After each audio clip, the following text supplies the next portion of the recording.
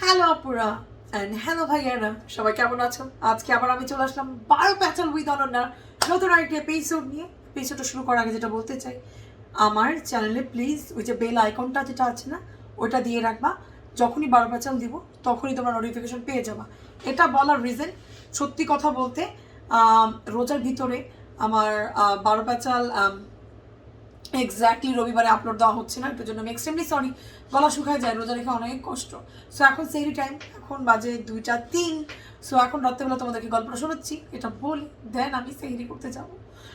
So আর যারা everyday আমাকে লাইভে দেখতে চাও, আমাকে কোনো স্কিন কেয়ার নিয়ে কোশ্চেন করতে চাও, মেকআপ নিয়ে, আর আমার সাথে গল্প বলতে চাও, আমাকে একটা হাই দিতে চাও, সো এভরিডে রাত 11টা থেকে 11:30 আমার পেজে একটু ঘুরে আসতে ভুলবে না। কারণ প্রতিদিনই দেখা যায় আমি এখন লাইভে আসি ঈদের জন্য। আর যারা আমাকে ইনস্টাগ্রামে ফলো করতে চাও, তো তাদের জন্য আমার 2টা প্রোফাইলের পিকচার পাঠিয়ে দিয়ে দিচ্ছি। সো হ্যাশট্যাগ সেলফ প্রমোশন ডান। তো চলো দেরি না করে আজকের মাইন্ড ব্লোয়িং, মাথা নষ্ট করা একটা স্টোরি শুরু করি। আজকে স্টোরিটা শুরু হচ্ছে এমএলএকে দিয়ে। এমএলএ ছোটবেলা থেকেই অনেক আর্থিকভাবে ওইভাবে বলতে পারো সচ্ছল ছিল না। ওর বাবা হয়তো বা ছোটোবেলায় ওকে ছেড়ে চলে যায়, অথবা ওর বাবা মারা যায়, জিনিসটা স্পষ্ট না। হ্যাঁ, ওর ব্যাপারে এটা জানা যায়নি, বাট যেটা জানা যায় বেসিক্যালি মেয়েটার ড্যাডিজ ইস্যু আছে, মানে ছোটোবেলা থেকে বাবার আদর পেয়ে বড় হয় নাই। সো ও যখন বড় হয়েছে, ওর জন্য এমন একটা জীবনসঙ্গীও চেয়েছে যে ওর সাপোর্ট সিস্টেম হবে, যে ওর ভরণ পোষণ মানে নিবে, যে ওর টেক কেয়ার করবে, ওর আর ওর লাইফ নিয়ে মানে চিন্তা করা লাগবে না, এরকম টাইপের একজন। সো ও যখন পড়াশোনা করতো, এর পাশেই যেটা হয়, ও একটা বারে জব নেয়, যেখানে বেসিক্যালি ওর ফিউচার হাজব্যান্ডের সাথে পরিচয় হয়। আর ওর হাজব্যান্ডের নাম হচ্ছে মার্টিন একজন অনেক বড়লোক একজন বিজনেসম্যান। সো এখানে এমিলির কাজ ছিল বারে বেসিক্যালি ড্রিঙ্ক সার্ভিং করা। সো এখানে বেসিক্যালি মার্টিনের সাথে কথা হয়, দেন ওদের দুজনকে ভালো লেগে যায়, দেন ওদের প্রেমে পরিণত হয়। তারপরে ওদের কিছুদিন রিলেশনশিপ চলার পরই এমএলএ ঠিক করে যে অ্যাকচুয়ালি ওকেই পছন্দ করে, আর মার্টিনও মনে প্রাণ দিয়ে এমএলএকেই পছন্দ করে। সো ওরা অনেক বলতে পারো যেটাকে বলে ঘটা করে বিয়ে করে ফেলে। বিয়ে করার পর মানে ফাইনালি এমিলির এই জিনিসটা ফিল হয় যে ও মেবি যেরকম একটা সিকিউর লাইফ চাচ্ছিল, ঠিক আছে, সেরকম একটা লাইফ পাচ্ছে। আর এখান থেকে যেটা বলিনি, মার্টিনের বিষয় একটা জিনিস, মার্টিন অনেক বড় লোক, অনেক কিছু সব দিক দিয়েও ঠিক আছে, পারফেক্ট ম্যান, একদমই এমন না চিটিং করে, বাট ওর যে প্রবলেম, ও বেসিক্যালি কাইন্ড অফ ব্ল্যাক মার্কেটের সাথে জড়িত। যেমন ধরো ওর কর্পোরেট লাইফের যেসব ডার্ক সাইড থাকে, যেমন ধরো অন্য মানে বিজনেসের অথবা অন্য কোম্পানির কোনো একটা খবর আরেকজনকে পাচার করে দেওয়া, অথবা তোমার কাছে অন্য কোম্পানির অথবা তুমি যে কোম্পানিতে জব করছো সেই কোম্পানির কিছু পার্সোনাল কিছু গোপন তথ্য তোমার কাছে আছে, যেগুলো দিয়ে তুমি অনেক টাকা কামাতে পারবে। সো মার্টিন যে টাইপের কাজগুলো করতো, এগুলোকে বেসিক্যালি বলা হয় ইনসাইড ট্রেডিং, মানে ট্রেডিংয়ের ইনসাইডের কিছু কাহিনী। সো যেটা হয়, সো যখন আমিলির সাথে মার্টিনের বিয়ে হয়, বিয়ের কিছুদিনের ভিতরেই বেসিক্যালি মার্টিন পুলিশ ওকে অ্যারেস্ট করে ফেলে ইনসাইড ট্রেডিংয়ের কারণে। তো এটা হওয়ার পর যেটা হয়, এমনিতেই এমএলএর কিন্তু ডায়াবেটিস ইস্যু ছিল, ছোটোবেলা থেকে ভাবে সচ্ছলভাবে বড় হয়নি। যখন ও একজনকে পেয়েছে যে ওকে ভালোবাসবে, ভালোবাসার মানুষ, এরপর ও যেটা জানতে পারলো যে ইনসাইড ট্রেডিংয়ের জন্য ওকে এখন জেলে যেতে হচ্ছে। আর সবচেয়ে শকড হয় এমিলি এই নিউজটা শুনে, যে কারণে সেটা হচ্ছে ও বেসিক্যালি জানতোই না মার্টিন আসলে কি করে। সো হঠাৎ করে মার্টিনের বিষয়ে সব জানা, আর এর থেকে বড় শকড হচ্ছে মার্টিনকে এই কাজের জন্য 4 বছরের জন্য জেলে যেতে হবে। 4 বছরের জেলের সাথে সাথে যেহেতু ইলিগালভাবে সব টাকা ইনকাম করেছে, এই কারণে সরকার যেটা করে, ওর সব সম্পত্তি কেড়ে নেয়, ওকে ফ্রিজ করে দেয় ওর ব্যাংক। সো এমিলি না ওর টাকা ইউজ করতে পারবে, না ওর বাড়িতে থাকতে পারবে, না কিছুই করতে পারবে। সো আলটিমেটলি যেটা দাঁড়ায়, যেই কষ্টকর লাইফের ভয়ে এমিলি এতদিন পালিয়ে বেড়াচ্ছিল, ওর বয়ফ্রেন্ডকে পাওয়ার পর যে সেফ জায়গাটা আসছিল হাজব্যান্ডকে পাওয়ার পর, ওটাও ওর চলে গেল। তো এখন যেটা হয়, এমিলি আবার রাস্তায় নেমে যায়। সো এই যে ওর বাবার কাছ থেকে ভালোবাসা না পাওয়া, হাজব্যান্ড এইভাবে করে মানে যাওয়া, ওর পথে নেমে যাওয়া, বেসিক্যালি ওই জিনিসটার লোড নিতে পারে না, প্রচণ্ড ডিপ্রেস হয়ে যায়। সো ডিপ্রেস হওয়ার পর যেটা হয়, ও বেসিক্যালি কাজের উদ্দেশ্যে একটা এরিয়াতে চলে যায়, যেখানে যে বেসিক্যালি ও একটা জব খুঁজে থাকে নিজের জন্য। আর ওখানে যেখানে ও জব করতে চায়, ওখানকার জবের যে বস থাকে উনি একজন মহিলা। বেসিক্যালি ওর যে সিচুয়েশন দেখে, ও যেরকম ডিপ্রেস, ওর যেরকম হচ্ছে অবস্থা যাচ্ছে, ওই মহিলারও কয়েক বছর আগে ও কোন একটা কারণে বেসিক্যালি ডিপ্রেস ছিল। তো ও এমিলির এসব অবস্থা দেখে, ওর হাজব্যান্ডের অবস্থা শুনে বেসিক্যালি ওকে জব দেয়। এর রিজন, এমিলির হাজব্যান্ডের ব্যাকগ্রাউন্ডের কারণে বেসিক্যালি এমিলি কোনো ভালো একটা জবও পাচ্ছে না। কজ তোমার হাজব্যান্ড ইনসাইড ট্রেনিংয়ে গেছে, তুমিও নিশ্চয়ই আমাদের বিজনেসের কথা অন্য জায়গায় বলে তুমি টাকা কামাতে পারবা, এরকম মানুষকে তো কেউ বিশ্বাসই করতে চায় না, বুঝছো না? সো যেটা হয়, ওর বসটাকে একটা জব দেয়, বাট জব করতে করতে ও যেটা ফিল করতে পারে, ও ভিতরে ভিতরে অনেক ডিপ্রেস, ঘুম হয় না, ভালো লাগে না। বেসিক্যালি ও ওর জন্য একজন ডক্টর খুঁজতে থাকে, যে বেসিক্যালি ওর টেক কেয়ার করবে, যে বেসিক্যালি একটা ঘুমের ওষুধ দিবে, যেটা খেলে ওর ঘুম লাগবে, ওর ভালো লাগবে, ওইসব দুঃখের কথা চিন্তা করবে না। কারণ ওর লাইফটা যেটা হয়ে যায়, ও জব করবে, ও শাশুড়ি অন্য আরেকটা বাসায় থাকে, ও শাশুড়ির সাথে একটু দেখা সাক্ষাৎ করে আসে, আর এভরি উইকে অথবা মাসে 1 থেকে 2 বার ও যে জাস্ট ওর হাজব্যান্ডের সাথে জেলে দেখা করে, এটাই ওর লাইফ হয়ে দাঁড়ায়। সো এই ডিপ্রেশন একটা লাইফে ও বেসিক্যালি চায় যে এমন টাইপের একটা ওষুধ ও খান, যেটা খেলে বেসিক্যালি ওর ঘুম হবে, ওর দুশ্চিন্তা দূর হবে। সো এতক্ষণ ধরে তোমাদেরকে যে স্টোরিটা বলছিলাম, এটা বেসিক্যালি মার্টিন যখন জেলে চলে গেছে, জেলের বাইরে এমিলি যেভাবে লাইফ লিড করছে। তো এরকম করতে করতে প্রায় 4 বছর কেটে যায়। এখন বেসিক্যালি মার্টিনের সময় আসে জেল থেকে বের হওয়ার।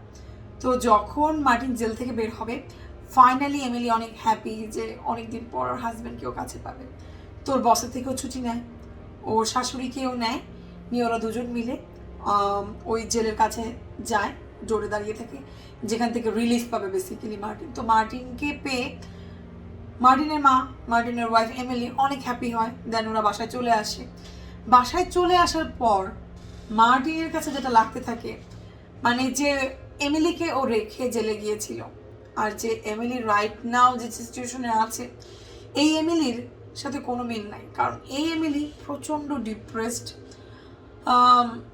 মানে অনেক বিষণ্ণ থাকে, রাতে ঠিক মতো ঘুমায় না। এতদিন পর হাজব্যান্ড বাড়িতে ফিরেছে, ওর ভিতরে বেসিক্যালি কোনো এক্সাইটমেন্ট কাজ করছে না। সো যখন এমিলির সাথে মার্টিন একটু খুলে কথা বলতে চায়, তখন বেসিক্যালি এমিলি শেয়ার করে যে এত কষ্টের ভিতর দিয়েও গেছে এই 4টা বছর, যে বেসিক্যালি ডিপ্রেশনের রোগী হয়ে গেছে, ওর আর কিছুই ভালো লাগে না। সো এখন ও বেসিক্যালি একজন ডক্টর দেখাচ্ছে, আর এই ডক্টর ওকে যে ওষুধ দিচ্ছে, এটা খেয়ে ও নিজেকে একটু কিওর করার চেষ্টা করতেছে। সো রাইট নাও এটা হচ্ছে এমিলির সিচুয়েশন। তো যেটা হয়, সব কিছু মানিয়ে নিবে, মানে মার্টিনও নিজেও বুঝে যে একটা মেয়ের উপর দিয়ে একটা মেয়ের উপর দিয়ে যা গেছে, অবভিয়াসলি ভালো ছিল না এতদিন। তো যেটা করে, নিজেকেও মানিয়ে নেওয়ার চেষ্টা করে এমিলির সাথে। তো যখন মার্টিন বের হয়েছে জেল থেকে, অবভিয়াসলি মার্টিনের যারা ফ্রেন্ডরা ছিল, ওরা বেসিক্যালি মার্টিনের জন্য পার্টি থ্রু করেছেন যে তুমি আসো ওয়াইফকে নিয়ে। সো আসার পর আমরা এখানে একটু অনেকদিন পর একটু পার্টি টার্টি করি। সো বেসিক্যালি মার্টিনের জন্যই একটা পার্টি রাখে ওর ফ্রেন্ড। সো ওখানে এমিলিকে নিয়ে ও যায়, ভাবে যে এমিলিকে ও বলে মার্টিন যে চলো আমরা একটু পার্টিতে যাই, হোপফুলি ওখানে যে তোমার মাইন্ড একটু চেঞ্জ হয়, অন্যদেরকে দেখে, আমার পুরনো ফ্রেন্ডদেরকে দেখে তোমার একটু ভালো লাগে, তো চলো। এর আগেও আমি তোমাদেরকে বলেছি যে মার্টিন জেলে যাওয়ার আগে কিন্তু যথেষ্ট বড় লোক ছিল। সো এখন 4 বছর পর এমিলির একটা ছোট্ট একটা 2 রুমের বাসা ছাড়া কিছুই নেই। সো যখন মার্টিন আর এমিলি ওর পুরনো ফ্রেন্ডদের সাথে দেখা করতে যাচ্ছে, ওদের রাইট নাও যে স্ট্যাটাস, ওরা যে আলিশান একটা বলতে পারো যে বাংলো বাড়িতে থাকে, ওরা যেরকম স্ট্যাটাস লিভ করে, এগুলোর সাথে এমিলি খাপ খাওয়াতে পারছে না। কজ ওর পুরোনো দিনের কথা মনে পড়ে যাচ্ছে, ওর হাজব্যান্ডের সাথে কীভাবে থাকতো এগুলো মনে পড়ে যাচ্ছে। তো এগুলো ওকে আরও ডিপ্রেস করতেছে। ও ওই পার্টিতে আছে, বাট পার্টি একদম এনজয় করছে না। যে ফ্রেন্ডটা ওদেরকে মানে ইনভাইট করেছে, ওর ওয়াইফ এক সময় এমিলির অনেক ভালো ফ্রেন্ড ছিল, বাট যখন মার্টিন বেসিক্যালি জেলে যায়, এমিলি সবার থেকে নিজেকে আসলে দূরে সরিয়ে ফেলে, স্বাভাবিক, হাজব্যান্ড এরকম একটা কাজ করেছে, লজ্জা এমিলি কারোর সাথে কন্ট্যাক্ট করতো না। তো যেটা হয়, এমিলি হঠাৎ করে সবাইকে বলে আসলে একটু ওয়াশরুমে যেতে চাচ্ছি, তোমাদের সাথে একটু পরে কথা বলি। তো সবাই বলতো ওকে। সো বেসিক্যালি এমিলি বাথরুমে যে অনেক কান্নাকাটি করতে থাকে, আর এই জিনিসটা দূর থেকে বেসিক্যালি মার্টিনের ফ্রেন্ডের ওয়াইফ খেয়াল করে, দেন ওর সাথে ওয়াশরুমে যায়। যাওয়ার পরে বেসিক্যালি বলে যে এভাবে কান্নাকাটি করো না, এভাবে ভেঙে পড়ো না, আমারও একটা সময় ডিপ্রেশন গেছে, আমি এরকম ওষুধ খেয়েছি, এগুলোর অনেক রকমের কিন্তু সাইড এফেক্ট হয়, সো তুমি একটু খেয়াল করে চলো, আর তুমি চেষ্টা করো ভালো কোনো সাইকেট্রিস্ট দেখাতে, আর ভালো কোনো ড্রাগ তোমাকে যেন হচ্ছে ওরা রেকমেন্ডেশনে দেয়, বিকজ তুমি যে ওষুধটা খাচ্ছ হয়তো বা এটা তোমাকে ওই ফুলফিলনেসটা দিচ্ছে না, ওর হচ্ছে তোমার মাইন্ডটা ডাইভার্ট করতে পারছে না, সো ও এটা ওকে ঠিক আছে, ইটস ওকে। দেন যেটা হয়, কিছুক্ষণ ওর সাথে কথা বলার পর ওই ফ্রেন্ডের ওয়াইফটা চলে যায়, এমিলি একা একা থাকতে থাকতে ওর আরও খারাপ লাগতে থাকে, এখনও শরীরটাও খারাপ হয়ে গেছে। এরপর মার্টিনকে বলে, মার্টিন আমার একদম ভালো লাগতেছে না। মার্টিন বলে, বাদ দাও, কোনো পার্টি করার দরকার নেই, চলো আমরা বাসায় চলে যাচ্ছি। এরপর যেটা হয়, মার্টিন এমিলিকে নিয়ে বাসায় চলে আসে, দেন এমিলি ঘুমিয়ে পড়ে। সো এরপর ও নর্মাল আবার অফিস করতে থাকে, আবার অফিসে যেতে থাকে। এদিকে অফিসে যেটা হয়, যে ও মাঝে মাঝে অসুস্থ ফিল করতেছে, তো ওর মানে বস ওকে দেখে বলে যে এমিলি তোমার কোনো প্রবলেম, তুমি এরকম অসুস্থ ফিল লাগতেছে তোমাকে দেখে। ও যেটা বলতে থাকে যে রাইট না ওরকম ডিপ্রেশনের ওষুধ দিচ্ছে, ওর শরীরটা অনেক খারাপ। বুঝতে যে ওর বস আমি বলেছিলাম ও আগে ডিপ্রেশন রোগী ছিল, বুঝতে হ্যাঁ এরকম ডিপ্রেশনের কিছু ওষুধ খেলে এরকম টাইপের হয়, আমি বলবো তুমি এই টাইপের ওষুধ খেও না, বেটার হয় তুমি মেডিটেশন করো, এগুলো করো, এভাবে কিছু হয় না। তারপর যেটা হয়, এমিলি যখন অফিস থেকে বাসায় ফিরে আসার পর মার্টিন যেটা বলছে, ইউ নো হোয়াট, আমার যে আগের ফ্রেন্ডরা ছিল যাদের সাথে আমি দুবাই কাজ করতাম, ওরা আমাকে বলেছে ওদের বিজনেসে আবার জয়েন করতে, সো তোমাকে আর একা একা কষ্ট করা লাগবে না, আমি এখন রাইট নাও জব শুরু করলেই তোমার আর জবটা করা লাগবে না, দ্যাট সব কিছু আমার হাতে, তুমি আবার আগের মতো হ্যাপি লাইফ লিড করতে পারবা। সো এইসব কথা শুনে কিন্তু এমিলির কোথায় এক্সাইটেড হবে, ও হ্যাপি হবে ওর হাজব্যান্ডের জন্য, বাট সামহাউ ওই ডিপ্রেশন ওকে এতটাই আঁকড়ে ধরেছে, ও কিন্তু কিছুতেই হ্যাপি হতে পারছে না। ওর জামাইয়ের কথা জাস্ট মনে হচ্ছে মাথার উপর দিয়ে গেছে, মানে এরকম, মানে ও সব কিছুতেই কান্না পায়, মন খারাপ থাকে এরকম টাইপের। তো এর পরদিন সকালবেলা ঘুম থেকে উঠে আবার অফিসে যায়, অফিস থেকে ফেরার পথে ও অনেকটা অন্যমনস্ক থাকে, এতটা অন্যমনস্ক থাকে, ও যখন মানে অফিস থেকে ফেরার পথে ওর গাড়ি যেখানে রাখে আন্ডারগ্রাউন্ডে, ওখানে ও গাড়িতে ও ঢুকবে, ওই সময় হাত থেকে ব্যাগটা পরে সব জিনিসগুলো বের হয়ে যায়। এরপর ওখানে যে গার্ড থাকে এসে, এক্সকিউজ মি ম্যাম, আপনার কোনো প্রবলেম আছে, আপনাকে কোনো হেল্প করতে পারি? তারপরে ওদের মধ্যে না আসলে এক্সট্রিমলি সরি, আমি বেসিক্যালি একটু অন্যমনস্ক কিছুদিন ধরে আছি, একটু ডিপ্রেশনের মধ্যে দিয়ে যাচ্ছি, আমি ঠিক জানি না কী করবো, বাট সরি। পরে ছেলেটা বলতে থাকে যে নো ম্যাম ইটস ওকে, আমি আপনাকে আপনার গাড়ি পর্যন্ত পৌঁছে দিচ্ছি। এরপর যেটা হয়, এমএলএ গাড়ি পর্যন্ত পৌঁছে দেয়। গাড়িতে বসার পর এমিলি এক নজরে জানি কোনো দিকে তাকিয়ে আছে, চোখ ছলছল করতেছে, ও ঠিক বুঝতেছে না ও কী করবে। তো যেটা করে, সিট বেল্ট বাঁধে, গাড়িটা স্টার্ট দেয়, বাট স্টিয়ারিংয়ে হাত দিয়ে জাস্ট তাকায় আছে। এক নজরে তাকায় থাকতে থাকতে হঠাৎ তো যেটা করে, গাড়িটা এত জোরে ফোর্স করে, বেসিক্যালি গাড়িটা ছিল এখানে আর সামনে একটা দেয়াল ছিল, ওর বেসিক্যালি কথা ছিল এরকম ইউ টার্ন করে ও গেট দিয়ে বের হয়ে যাবে, বাট ও এত জোরে গাড়ি চালায়, ধাম করে দেয়ালের সাথে বাড়ি খাওয়ার পর ওর গাড়িটার সামনের দিকে ভাঙচুর হয়ে যায়, একদম গাড়িটার অবস্থা বাজে বেজে গেছে। বাট ওই যে একটা হয় না যে গাড়ির ভিতরে এরকম মানুষকে বাঁচানোর জন্য এরকম একটা ফুস একটা জিনিস সামথিং কিছু একটা হবে, আমি জানি না এসব গাড়ি সম্বন্ধে, আমি মনে থাকে না, লাইফ সেভিং করার জন্য ওরকম বেলুন টাইপের একটা হয়ে ওঠে কাপড়ে, যেটা হচ্ছে মুখটাকে বাঁচাবে গাড়ি থেকে বাড়ি খাওয়ার জন্য। সো ওই জিনিসটা থাকার কারণে সামহাও ও বেঁচে গেছে। ইমিডিয়েটলি ওকে হসপিটালে নিয়ে যাওয়া হয়। হসপিটালে যাওয়ার পর যেটা হয়, ওখানে যে ডক্টরটা থাকে, ডক্টরটার নাম হচ্ছে জনেথন, উনিও একজন সাইকিয়াট্রিস্ট। ওর যা সিচুয়েশন দেখে, ওর ব্যাগ থেকে যা ওষুধ পায় দেখে ও বুঝতে পারে ডিপ্রেশনের রুগী। সো এইভাবে গাড়িতে মানে দেয়ালে লাগানোর সময় একটা ব্রেকও দেয়নি, তার মানে ফোর্সফুলি ও জেনে বুঝে ও গাড়িটা দেয়ালে বাড়ি দিচ্ছিল। আর ডিপ্রেশনের রুগী যখন এরকম করার কিছু চেষ্টা করে, তার মানে ডক্টর বুঝতে পারে ও জেনে বুঝে মেবি ও আত্মহত্যা করার চেষ্টা করছিল। সো ডক্টর যেটা বলে, আমাদের যা মনে হচ্ছে যে আপনি মেবি আত্মহত্যা করার চেষ্টা করেছেন। সো রাইট নাও আপনার মেন্টাল স্টেট ভালো না, আমরা চাচ্ছি কিছুদিন আপনি হসপিটালে ভর্তি থাকুন। তুই সে ফ্যামিলি বলতে প্লিজ প্লিজ প্লিজ, আমি একটা ভুল করে ফেলছি, আমার ইচ্ছা ছিল না, আমি জানি না ওই সময় আমার কী হয়েছে, আমি কখনোই মানে এরকম অ্যাডাপ্ট নিতে চাই না, বাট আজকে যেন আমার কী হয়েছে আমি ইচ্ছা করে করিনি, আমাকে প্লিজ বাসায় যেতে দিন, আমার বাসায় যাওয়া খুবই দরকার। তো থেকে নো, আপনাকে তো হসপিটালে কিছুদিন থাকতেই হবে, আপনার মেন্টাল স্টেটমেন্ট দেখে দেন আমরা বেসিক্যালি আপনাকে ছাড়বো। ওপরের জন্য আসলে এই মুহূর্তে আমার বাসায় যাওয়া অনেক প্রয়োজন। এর রিজন, আমার ফ্যামিলিতে আমার শাশুড়ি, আমার হাজব্যান্ড আছে, আমরা 3 জন। এখন যে জিনিসটা হয়েছে, আমার হাজব্যান্ড কিছুদিন আগে জেল থেকে ছাড়া পেয়েছে, আর ও এখন কোনো চাকরি করে না, আর আমি একমাত্র বাসার ইনকাম সোর্স। সো এখন যদি আমি মেন্টাল মেন্টাল স্ট্রেসের কারণে অথবা মানসিক কোনো রোগের কারণে হসপিটালে ভর্তি হই, সো এটা আমার জবের উপর ইফেক্ট পড়তে পারে। সো আমি যদি জবলেস হয়ে যাই, আমরা সবাই একেবারে রাস্তায় না খেয়ে মারা যাবো। সো প্লিজ আপনি আমাকে আপনি জাস্ট লিখে দেন যে একটা অ্যাক্সিডেন্ট হয়ে গিয়েছিল, আমার ভিতরে এরকম কোনো প্রবলেম নাই, আমি জাস্ট বাসায় যেতে চাই, আমি জাস্ট আমার হাজব্যান্ডের কাছে যেতে চাই, আমার যাওয়া খুবই দরকার। তো ডক্টর বেসিক্যালি ওর অবস্থা দেখে অ্যাকচুয়ালি ওনার মায়া হয়।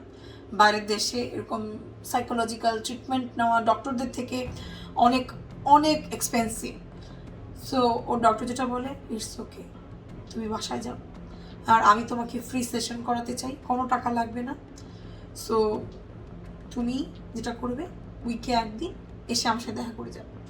সো আমি তোমার যেটা হয় যে মেন্টাল স্টেটটা কী আছে ওটা বোঝার চেষ্টা করবো। সো ও ওটাতে রাজি হয়, দেন চলে যায়। এখন জনিতনের ব্যাপারে যেটা বলি, ও হচ্ছে লন্ডনের একজন ডাক্তার। যে কোনো রিজনে ও চলে আসছে ইউএসএ ওর ওয়াইফকে নিয়ে আর ওর বাচ্চাকে নিয়ে। সো এখানে ও অনেক প্রচুর নামডাক করা একজন ডক্টর, এতটাই ও ব্যস্ত, নর্মালি ও যে হসপিটালে বসে ওইখানে চেম্বারে বসে, দেন ও আরও 2টা প্রাইভেট চেম্বারে রুগী দেখতে যায়। সো বলতে পারো অনেক পপুলার ডক্টর। সো এত এত কাজের ভিড়ে থাকে। আর এদিক দিয়ে ওর ওয়াইফের ব্যাপারে যেটা বলি, ওর ওয়াইফ হচ্ছে একটা জব করতো, রিসেন্টলি ওর ওই চাকরিটা নাই, আর ওর যে বেবিটা প্রাইভেট স্কুলে পড়ছে। তো সব দিক মিলিয়ে যেটা হয়, জনিতিন অনেক কাজের প্রেশার নেয় ওর উপরে। সো এরকমই এর ভিতরেও চিন্তা করে, যদি এগুলো কাজের ভিতরেও কিছু মানুষকেও হেল্প করতে পারে ওরও ভালো লাগবে। সপ্তাহে সেই দিনটা চলে আসে যেদিন ডক্টর জনিতিনের সাথে এমিলি দেখা করতে যাবে। তো এমিলি দেখা করতে যায়, দেন এমিলিকে খুলে বলতে বলে যে ওর ভিতরে কী চলতেছে, দেন ও সব কিছু শেয়ার করে।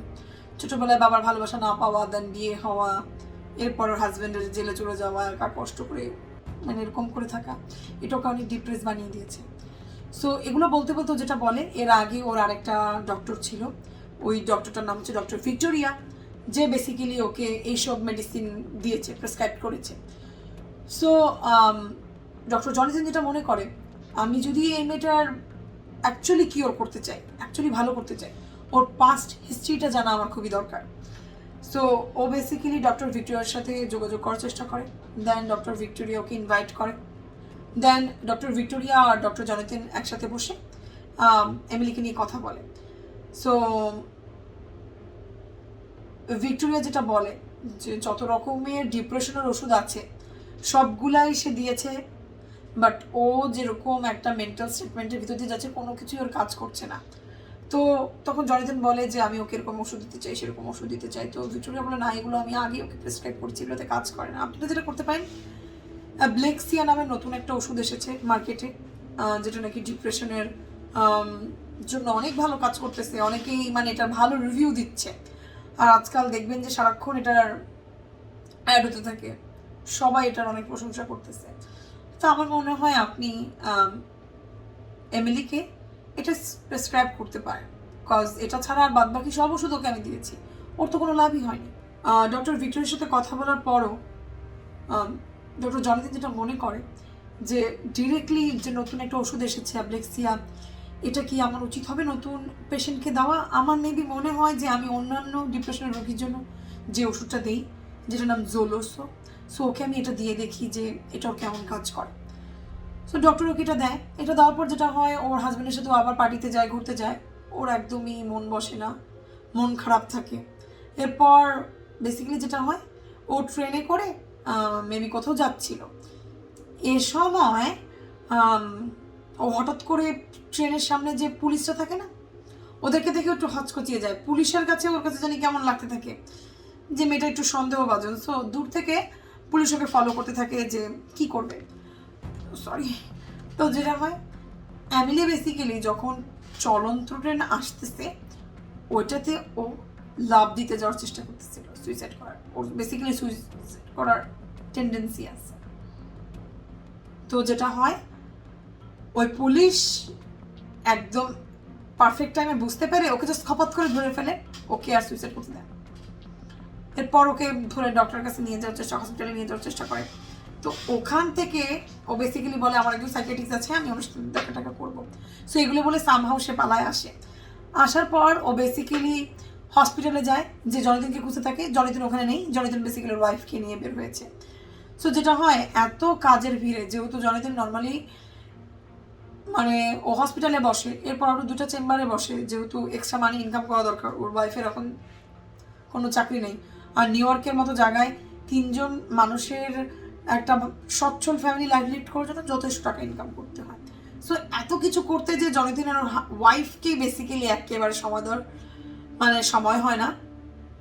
তো সেদিন বেসিক্যালি ওর ওয়াইফকে নিয়ে ও ডেটে যায় বিকালের দিকে, যে একটু ঘুরবে ওয়াইফের সাথে। সরি, আমি বারবার ঝাঁকি লাগাচ্ছি। ওয়াইফের সাথে ঘুরবে, একটু টাইম কাটাবে। সো ওই সময় ও যেটা খেয়াল করে, ওর পেশেন্ট এমিলির নন স্টপ ফোন আসতেছে। তো জয়দিন জাস্ট একটু মানে ইগনোর করতে থাকে। এরপর ওয়াইফ বলছে কোনো প্রবলেম, এখনো কাজ, একটু তো আমাকে সময় দাও। অবশ্যই আজকে শুধু তুমি আর আমি জানি এটা ইমার্জেন্সি, বাট আমি বাদ দিচ্ছি, আমি তোমার সাথে একটু কথা বলবো, আমরা একটু সময় কাটাই। ও হঠাৎ করে দেখে ওই রেস্টুরেন্টে এমিলি হাজির। এরপর যেটা হয়, ওকে দেখে বেসিক্যালি ডক্টর জনিদিন একটু অবাক হয়ে যায় যে এমিলি তুমি এখানে। আর ও ডক্টর জনিদিনের ওয়াইফও বলে মানে এখানেও তুমি রোগী দেখা শুরু করছো। পরে বলতে থাকে যে হ্যালো ডক্টর জনিদিন, এমিলি বলছে যে আমি ভীষণ বিপদে পড়ে আমি আপনার কাছে এসেছি। বলছে তুমি এখানে কীভাবে আসলা?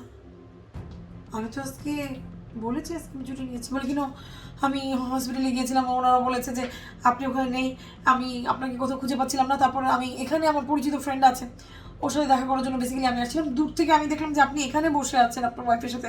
সো আমি ভাবলাম আপনার সাথে আমার কথা বলা দরকারি, আমি জাস্ট মাত্র 2-4 মিনিট নিব, আমি চলে যাব, আমি আপনার একদম সময় নেব না, প্লিজ আপনি আমাকে একটু সময় দেন।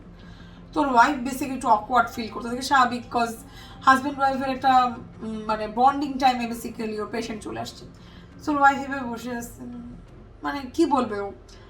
তো ডক্টর জনিদিন বলে তোমার যদি কিছু বলার থাকে তুমি এখানেই বলতে পারো।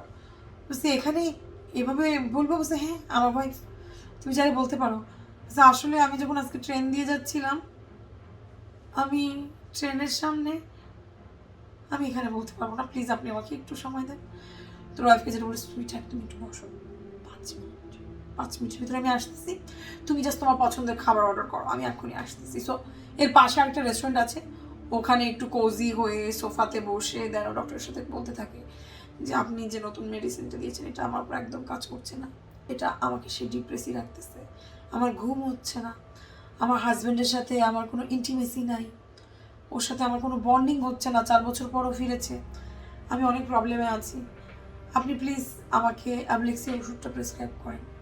বেসিক্যালি বাইরের দেশে আমাদের দেশের মতো না যে 2টো নাপা দেন তো 2টো হিস্টাজিন দেন, আর শোনেন আমার একটু পেটও খারাপ হয়েছে, একটু ফ্লাক্সিল দিয়ে দেন। আর কি সুন্দর করে মাত্র 20 টাকার ভিতরে 3টি রোগের ওষুধ আমরা হাতে পেয়ে যাই।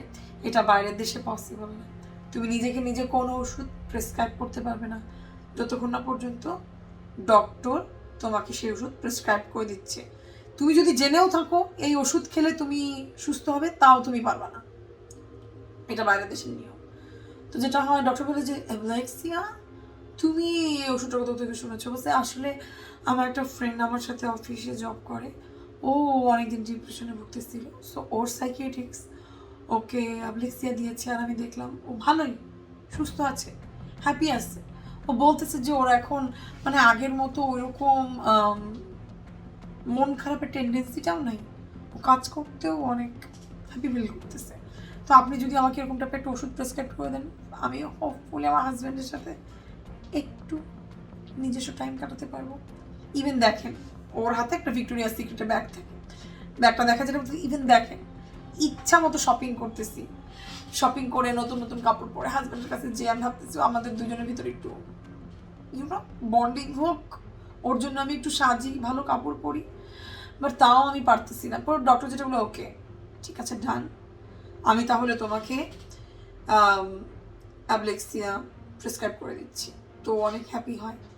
তো যখন থেকে ও অ্যাবলেক্সিয়া নেওয়া শুরু করে ও বেসিক্যালি অনেক হ্যাপি ফিল করতে থাকে। এখন রাত্রিবেলা ঘুমায়, হাজব্যান্ডের সাথে ঘুরতে যায়, হাজব্যান্ডের সাথে বন্ডিং হচ্ছে ভালো। বাট এর মাঝখান দিয়ে ওর হাজব্যান্ড যেটা খেয়াল করে, একদিন মাঝরাত্রিবেলা ওর বউ ব্রেডের ভিতরে বাটার লাগাচ্ছে, 4 কাপ রেডি করছে, রাত 2টা বাজে না 3টা। ওর হাজব্যান্ড ঘুম থেকে উঠে বলে হানি আমাদের বাসায় কেউ আসবে, 3 জনের প্লেট। ও যেটা খেয়াল করে ওর বউ এরকম করতেছে, রুটি ঢালতেছে, বেড দিতেছে, রাখতেছে, গ্লাসের ভিতরে দুধ ঢালতেছে, ঢেলেই যাচ্ছে, দুধ পড়ে যাচ্ছে ওদিক দিয়ে। আর বলতে থাকি ফ্যামিলি ফ্যামিলি, অনেক ভয় পেয়ে যায়।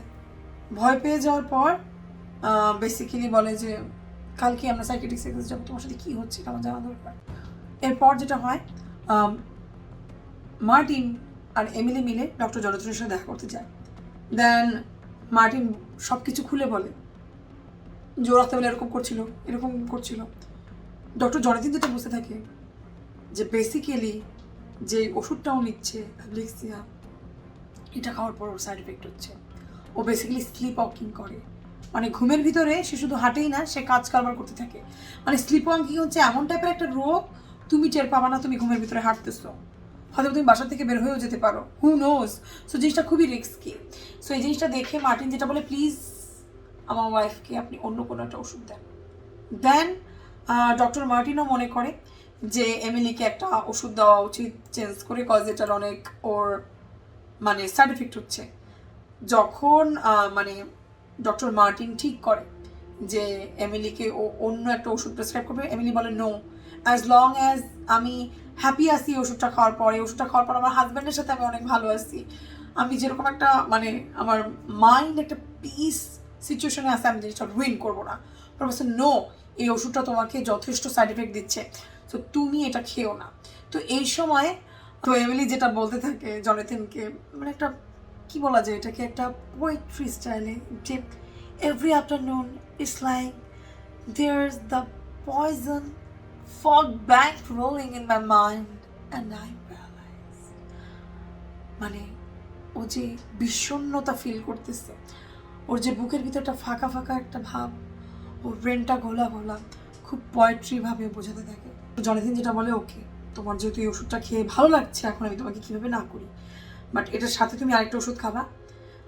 এটা বেসিক্যালি যে সাইড এফেক্টটা হচ্ছে যে তুমি এই ওষুধটা খাওয়ার পর স্লিপ ওয়াকিং করছো, এই প্রবলেমটা তোমার আর হবে না, তুমি এটা খাবা, তাহলে বেসিক্যালি তোমার এই সাইড এফেক্ট থেকে তুমি বাঁচতে পারবে। So okay thank you. Then বাসায় চলে আসে, বাসায় চলে আসে, এইভাবে কয়েকদিন লাইফ লিড করতে থাকে। সো কিছুদিন পর মানে 1 থেকে 2 দিন পর ওর হাজব্যান্ড ওকে যেটা বলে মার্টিন, যে ফাইনালি আমার ফ্রেন্ডের সাথে কথা হয়ে গেছে, সো আমরা এইখানে বাসাটা ছেড়ে দিচ্ছি, আমরা অন্য একটা মানে ডিস্ট্রিক্টে অন্য একটা স্টেটে চলে যাচ্ছি, ওখান থেকে বেসিক্যালি আমার এই ট্রেডিংয়ের কাজ করতে অনেক সুবিধা হবে। তো এই জিনিসটা এমিলির একদম পছন্দ হয় না, বিকজ সামহাও এই জায়গাটাকে ও নিজের মতো করে গুছিয়ে নিয়েছে, এখন অন্য একটা জায়গায় যে রেডি হওয়া, ওই জায়গায় গুছিয়ে নেওয়া ওর পক্ষে পসিবল না। ওর হাজব্যান্ড এর আগে বলেছিল আমরা আমাদের হোম টাউনে ফেরত যাবো, বাট ওর হাজব্যান্ড ওখানে যেতে চায় না, যেহেতু হয়তো বা ওখানে মানুষরা সবাই জানে যে কি টাইপের কালোবাজির কাজ করতো, সো হয়তো এই কারণে। তো এই জিনিসটা ওর হাজব্যান্ড বলে নো, আমরা নতুন জায়গায় যাচ্ছি, জাস্ট তুমি তোমার সব কিছু রেডি করো। সো এটা ওকে অনেক ডিপ্রেস বানিয়ে দেয়। আর এই ডিপ্রেস বানানোর পর ও যখন পরের দিন ট্রেনে করে অফিসে যাচ্ছিল, আনমনস্ক থাকতে থাকতে ও অনেক দূরে চলে গেছে, মানে ওর অফিস থেকে অনেক দূরে, মানে কয়েক ঘন্টা দূরে চলে গেছে। তো চলে যাওয়ার পর ওখানে হঠাৎ করে নামার পর ফাইনালি রিয়েলাইজ করতে থাকে যে এতটাই ডিপ্রেস, ও অন্য এলাকায় চলে আসছে। সেখানে কিছু হাঁটাহাঁটি করতে থাকে, হাঁটতে হাঁটতে না খুব সুন্দর একটা বোট দেখে, খুব সুন্দর নৌকা, ছোট একটা কাঠের। তো মনে করে যে ওর হাজব্যান্ডের বোট অনেক পছন্দ, ওকে একটা গিফট দিবে। সো এই গিফটটা কিনে দেন অফিসে পৌঁছাতে পৌঁছাতে ওর বিকাল 4টা বেজে যায়। দেন ওর বসকে যে বলে বেসিক্যালি আমি এরকম অবস্থা, আমার এরকম একটা অবস্থা হয়ে গেছে, আমি বেসিক্যালি ডিপ্রেস ছিলাম, আমার মাথা কাজ করতেছিল না, আমি বুঝতে পারিনি, এক্সট্রিমলি সরি ম্যাম, আমি কালকে থেকে রেগুলার আসবো, আপনি প্লিজ আজকে আমাকে মাফ করে দেন।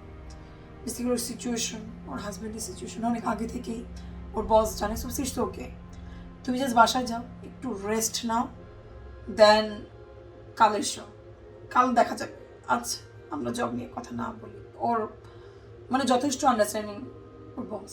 সো বাসায় আসার পর ও অ্যাবলিক্সিয়া খায়, খেয়ে বেসিক্যালি ওর অনেক খারাপ লাগতে থাকে, তো যেটা টপ করে ঘুমায় যায়। এরপর মার্টিন বাসায় এসে দেখে যে এমিলি ঘুমিয়ে আছে। সো নর্মালি মানে ক্লিন হয়ে এমিলির পাশে ঘুমিয়ে যায়। সেদিন মানে ঘুমিয়ে যায় কি, মানে ও মেবি অন্য রুমে কাজ করছিল এরকম টাইপের, আর অন্যদিকে রেস্ট করছিল এরকম টাইপের। হঠাৎ করে ওর হাজব্যান্ড খেয়াল করে এমিলি বেডে নাই, এমিলি আবার 3 জনের জন্য খাবার বানাচ্ছে। ও মাই গড, এই ওষুধটা খাওয়ার পর তো দেখি আমার ওয়াইফের কোনো ইমপ্রুভমেন্ট হয় নাই, ও মেবি স্লিপ ওয়াকিং করছে। তো এখন ঘুমের ঘরে যেটা করছে এমিলি, হাতে ছুরি, এখনো ক্যাপসিকাম কাটতেছে ঘুমের মধ্যে। তো যেটা হয়, এমিলি ঘুমের ঘরে ওর জামাইয়ের দিকে ঘুরে, মানে এরকম হাফ চোখে তাকায় জাস্ট এরকম করে ছুরি পেটের মধ্যে মারে একটা, মারার পর ও মাটির মধ্যে এমিলি তুমি কি করলা, এটা বলতে না বলতেই পেটের ভিতরে আরেকটা ছুরি মারে। Oh my god Emily please wake up, তুমি কি করলা আমার সাথে এটা। সো এটা বলতে বলতে যেই ঘুমের ঘরে আর পিঠের ভিতরে আরেকটা ছুরি মেরে দিচ্ছে এমিলি। সো এই অবস্থায় মানে এরকম ধাক্কা খেয়ে মার্টিন জাস্ট ফোনের কাছে যেতে থাকে যে জাস্ট 911 ওর কল করতে হবে, যে ওর অবস্থা খুবই খারাপ, যা বাট ওই পর্যন্ত যেতে না পেরে ও মাটিতে পড়ে যায়। Emily wake up, please call করো, ডক্টর ডাকো, আমাকে হেল্প করো, 911 কল দাও বলে ও যে আস্তে আস্তে জ্ঞান হারায়। আর এর পাশে এমিলি দাঁড়ায় আছে, কিছুক্ষণ দাঁড়ায় থাকে, দেন বেড়ে যায়, ও আবার ঘুমায় যায়। এরপর সকালবেলা বাসায় অনেক জোরে চিৎকার করে, 911 কল দেওয়ার পর পুলিশ আসার পরেও বলে যে আমি জানি না, আমি ঘুমিয়েছিলাম, আমি ঘুম থেকে উঠে দেখি আমার হাজব্যান্ডকে কেউ মানে এভাবে করে মেরে ফেলেছে। তো পুলিশ পুরো বাসায় ইনভেস্টিগেট করে দেখে 3 জনের জন্য খাবার সাজানো। সো যেহেতু বাসায় ফোর্স এন্ট্রি নেই আর 3 জনের জন্য খাবার রেডি করা, এর মানে 3 জন ছিল এখানে। তো ওয়াইফকে বলতে থাকে আপনার সাথে আরেকজন কে ছিল, পরে বলতে থাকে যে আমি বেসিক্যালি একটা ওষুধ নিচ্ছি যেটা খেলে আমার প্রচণ্ড ঘুম হয়, আমার কিছুই মনে নাই যে কে এসেছিল বাসায়, আমি শুধু জানি আমার হাজব্যান্ড মারা গেছে বলে এমিলি প্রচণ্ড পরিমাণে কান্নাকাটি করতে থাকে যে হাজব্যান্ড কীভাবে মারা গেল। সো এটার জন্য ওকে থানায় নিয়ে যায়। এদিক দিয়ে ওর সাইকিয়াট্রিস্টকে ও বলে আমার সাইকিয়াট্রিস্টকে কল দেন, উনি জানে, উনি আমাকে ওষুধ প্রেসক্রাইব করেছে, আর এটা খাওয়ার পরে আমি অসুস্থ হয়েছি, আমার কিচ্ছু মনে থাকে না, ওনাকে জাস্ট কল দেন, উনি আমাকে বলতে পারবে। মানে বেসিক্যালি পুলিশ ভাবছিল ওয়াইফ ওকে খুন করেছে। তো যখন ডক্টর জনিতিন এটা জানার পর হচ্ছে মানে পুলিশ কাছে নিতে আসে বলে হ্যাঁ ও বেসিক্যালি এরকম ডিপ্রেশনের রোগে আমি ওষুধ দিচ্ছি। সো কি হয়েছে ব্যাপারটা সব কিছু জানার পরে উনিও পুলিশকে এটাই জানায় যে মেবি ও স্লিপ ওয়াকিংয়ে ওর হাজব্যান্ডকে মেরেছে, আমি শিওর না। আমি বলতে থাকি প্লিজ আপনি ওর হিস্ট্রিটা আমাদের সাথে শেয়ার করেন, ওর হাজব্যান্ডের সাথে রিলেশনশিপ ও কী করছে না করছে। বাট বাইরের দেশে, আমি তো বাংলাদেশে ভেবে আমি শিওর না, বাট আমি যতদূর জানি সাইকিয়াট্রিস্টদের সাথে সাইকোলজিস্টদের সাথে পেশেন্টের যেসব কথোপকথন হয় বাইরে কাউকে বলা এটা বেআইনি, ইভেন পুলিশকে। যদি তার পেশেন্ট না চায় উনি পুলিশকেও কোনো ইনফরমেশন দিতে পারবেন না। তো যখন পুলিশ ইনফরমেশন চাচ্ছিল জনিতার কাছে, জনিতার পসিবল ছিল না, এটা বেআইনি হবে ওর কাজ হিসেবে। সো কোনো কিছু জানায় না, বলে যে আমি দেখছি, আমি কথা বলছি আমার পেশেন্টের সাথে, দেখি আমি কিছু জানতে পারি নাকি।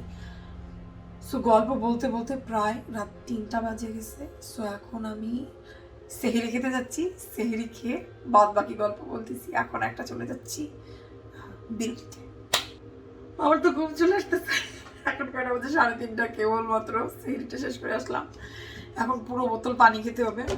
কখন যে মেকআপটা তুলবো, আমার যে কি ইচ্ছা করতেছে মেকআপটা মানে ধুয়ে আসতে, কি বলবো। মেকআপটা শুধুমাত্র ধুই নাই, কারণ মেকআপ ধুলে আমি ঘুমায় পড়বো।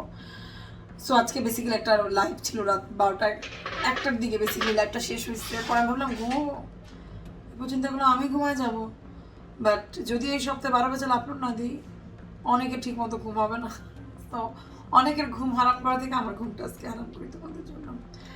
রাইট নাও এত শোল্ডার পেন করছে, কি বলবো আমাদের। চলো শুয়ে শুয়ে গল্প করলি। তো যাই হোক, ওরে আল্লাহ, 13টা বলতেছি, 3:32 বেজে গেছে। তো যেখানে স্টোরিটা আমি শেষ করে গেছিলাম, জনিতেন এখন ডক্টর জনিতেন এখন পুলিশের কাছে আছে। পুলিশ ওকে জিজ্ঞাসা করতেছে যে মানে এমিলির ব্যাপারে জিজ্ঞাসা করতেছে। তো ডক্টর তো কিছুই বলছে না। তো তখন পুলিশ বেসিক্যালি যেটা বলে ডক্টর জনিতেনকে, আপনি বলেন আর না বলেন যে কোনো একজনকে কিন্তু দোষী সাব্যস্ত জাজ করবেই। বুঝছেন মানে? হয় আপনি ডাক্তার হিসেবে খামখেয়ালি ছিলেন, ওকে এরকম একটা ব্লেক্সিয়ার মতো একটা ওষুধ লেখার সময় আপনি খেয়াল করেননি যে আপনার রোগীর কী টাইপের সাইড এফেক্ট হতে পারে, আপনি এটা না বুঝে শুনে তাকে দিয়ে দিয়েছেন, এ কারণে আপনার লাইসেন্স চলে যেতে পারে ডক্টরের। দ্বিতীয়ত মানে যার যেটা বলতে পারে যে এই মেয়ে খুনি, ইচ্ছা করে এই কাজটা করেছে। এখন বেসিক্যালি থতমতো খেয়ে গেছে ডক্টর জনিতেন, কী করবে। বাট যেরকম সিচুয়েশন মানে এমিলির লাইফের, যা জানে ডক্টর জনিতেন, এটার জন্য এমিলির জন্য খুব মায়া হচ্ছে। সো যেটা হয়, পুলিশকে না জানিয়েই ডক্টর জনিতেন এমিলির লয়ারের সাথে যোগাযোগ করে। এমিলির লয়ার আবার কে রেখেছে জানো? মার্টিনের মা। কারণ মার্টিনের মা মনে প্রাণে বিশ্বাস করে এমিলি নিষ্পাপ একটা মেয়ে, ওর ছেলেকে এমিলি খুবই ভালোবাসতো। রাইট নাও ও মেবি কোনো ডিপ্রেশনের মাঝখানে যে ওরকমটা ভুল করে ফেলছে। ওর ছেলেকে তো হারাইছে, ওর ছেলের বউকেও হারাতে চায় না, মানে এতটা ভালো মার্টিনের মা। তো মার্টিনের মা বেসিক্যালি ওর জন্য লয়ার রাখছে। ওর লয়ার যেটা বলে, আজ পর্যন্ত আমেরিকান হিস্ট্রিতে অনেক মানুষ স্লিপ ওয়াকিং করে অনেককে অ্যাক্সিডেন্ট করে ফেলেছে, অনেকে সেই স্লিপ ওয়াকিংয়ের ফলে মারাও গেছে। সো আমরা যদি সামহাও এটা প্রুফ করে দিতে পারি যে রাইট নাও এমিলি মেন্টালভাবে মানে মেন্টাল স্টেটমেন্ট ঠিক নেই, বাট কিছু কিওরের মাধ্যমে, কিছু ওষুধের মাধ্যমে তাকে ঠিক করা পসিবল, তাহলে হয়তো বা জাজ ওকে ছেড়ে দিবে। সো মানে ডক্টর জনিতেন এমিলির জাজে বলতেছি লয়ার সাথে কথা বলে, গল্প একবার চিন্তা করে যে ওকে বলেছিল অ্যাপ্লিক্সিয়া দিতে ডক্টর ভিক্টোরিয়ার সাথে একটু দেখা করুক। কজ ভিক্টোরিয়ার সাথে কথা বললে ও মানে বুঝতে পারবে যে ও বেসিক্যালি গিল্টি না কি। মানে জনিতেন নিজের মনের ভিতরে একটা পাথর নিয়ে ঘুরতেছে যে আমার কারণে একটা মেল লাইফ এরকম হয়ে গেল। ডক্টর ভিক্টোরিয়ার কাছে যে বলে যে আপনার সাথে কথা হয়েছিল, আমি তো আপনি বলেছিলেন, মানে এরকম সব কিছু শেয়ার করে বলে যে অ্যাপ্লিক্সিয়া দেওয়ার পর বেসিক্যালি ওর সাথে এরকম একটা জিনিস হয়ে গেছে। তো ডক্টর ভিক্টোরিয়া যেটা বলে, আপনি একদম ভুল করেননি, আপনি আপনার জায়গা থেকে ঠিক কাজ করেছেন। আপনার জায়গায় আমি হলে ওকে অ্যাপ্লিক্সিয়া দিতাম, কারণ ওর যা সিচুয়েশন, এত ওষুধ দেওয়ার পর ও যখন ঠিক হচ্ছে না, তো সেই জায়গায় তুমি অ্যাপ্লিক্সিয়া দেওয়া ছাড়া কোনো উপায় ছিল না। আপনি আপনার জায়গায় ঠিক আছেন, আপনি নিজে কখনো দোষী মনে করবেন না। তো যেটা হতে থাকে, এখন পুলিশদের সাথে কথাবার্তা বলতে থাকে জনিতেন, আর এদিক দিয়ে এমিলি লয়ারদের সাথে বেসিক্যালি ও কোঅপারেট করতে। এখানে এমিলিকে রাখা হয়েছে পুলিশের কাছে, কারাগারে যেখানে রাখা হয়েছে, সেখানে বেসিক্যালি দেখা করার জন্য মার্টিনের মা আসে। মার্টিনের মাকে দেখে এমিলি পুরো ভেঙে পড়ে যে আমি ভেবেছিলাম আপনি কোনোদিন আমার সাথে দেখা করতে আসবেন না, আমি যে কাজ করেছি আমি জেনে বুঝে করিনি, আমি জানি না এটা আমি করেছি না অন্য কেউ করেছে, প্লিজ আমাকে মাফ করে দেন। পরে মার্টিনের মা বেসিক্যালি বুঝায়, আমি বুঝতে পারছি তুমি ভুল করেছো, বাট আমি মনে প্রাণে বিশ্বাস করি তুমি আমার ছেলেকে অনেক ভালোবাসো, না হলে 4 বছর ধরে আমার ছেলে তুমি অপেক্ষা করতে না, 4 বছর ধরে তুমি আমার খোঁজ খেয়াল করতে না। তো তো হাতের মুঠোর ভিতরে একটা চিঠি এমিলির, এটা নিয়ে আস্তে আস্তে শাশুড়ির হাতে দেয়, দিয়ে বলে এইটা আপনি প্রেস নিউজ রিপোর্টার যাকে পাবেন তাদেরকে দিবেন, যে ওষুধটা খেয়ে আমার বেসিক্যালি এই ক্ষতিটা হয়ে গেছে, আমি চাই এই ওষুধ আর কেউ না খাক। সো এই চিঠিটা মানে মার্টিনের মা যে মানে দিয়ে দেয় প্রেস কনফারেন্সের লোকদেরকে। সো নিউজ রিপোর্টার এটা পাওয়ার পর বড় বড় করে এটা ছাপাই দিছে, বড় বড় করে সব জায়গায় দিয়ে দিছে।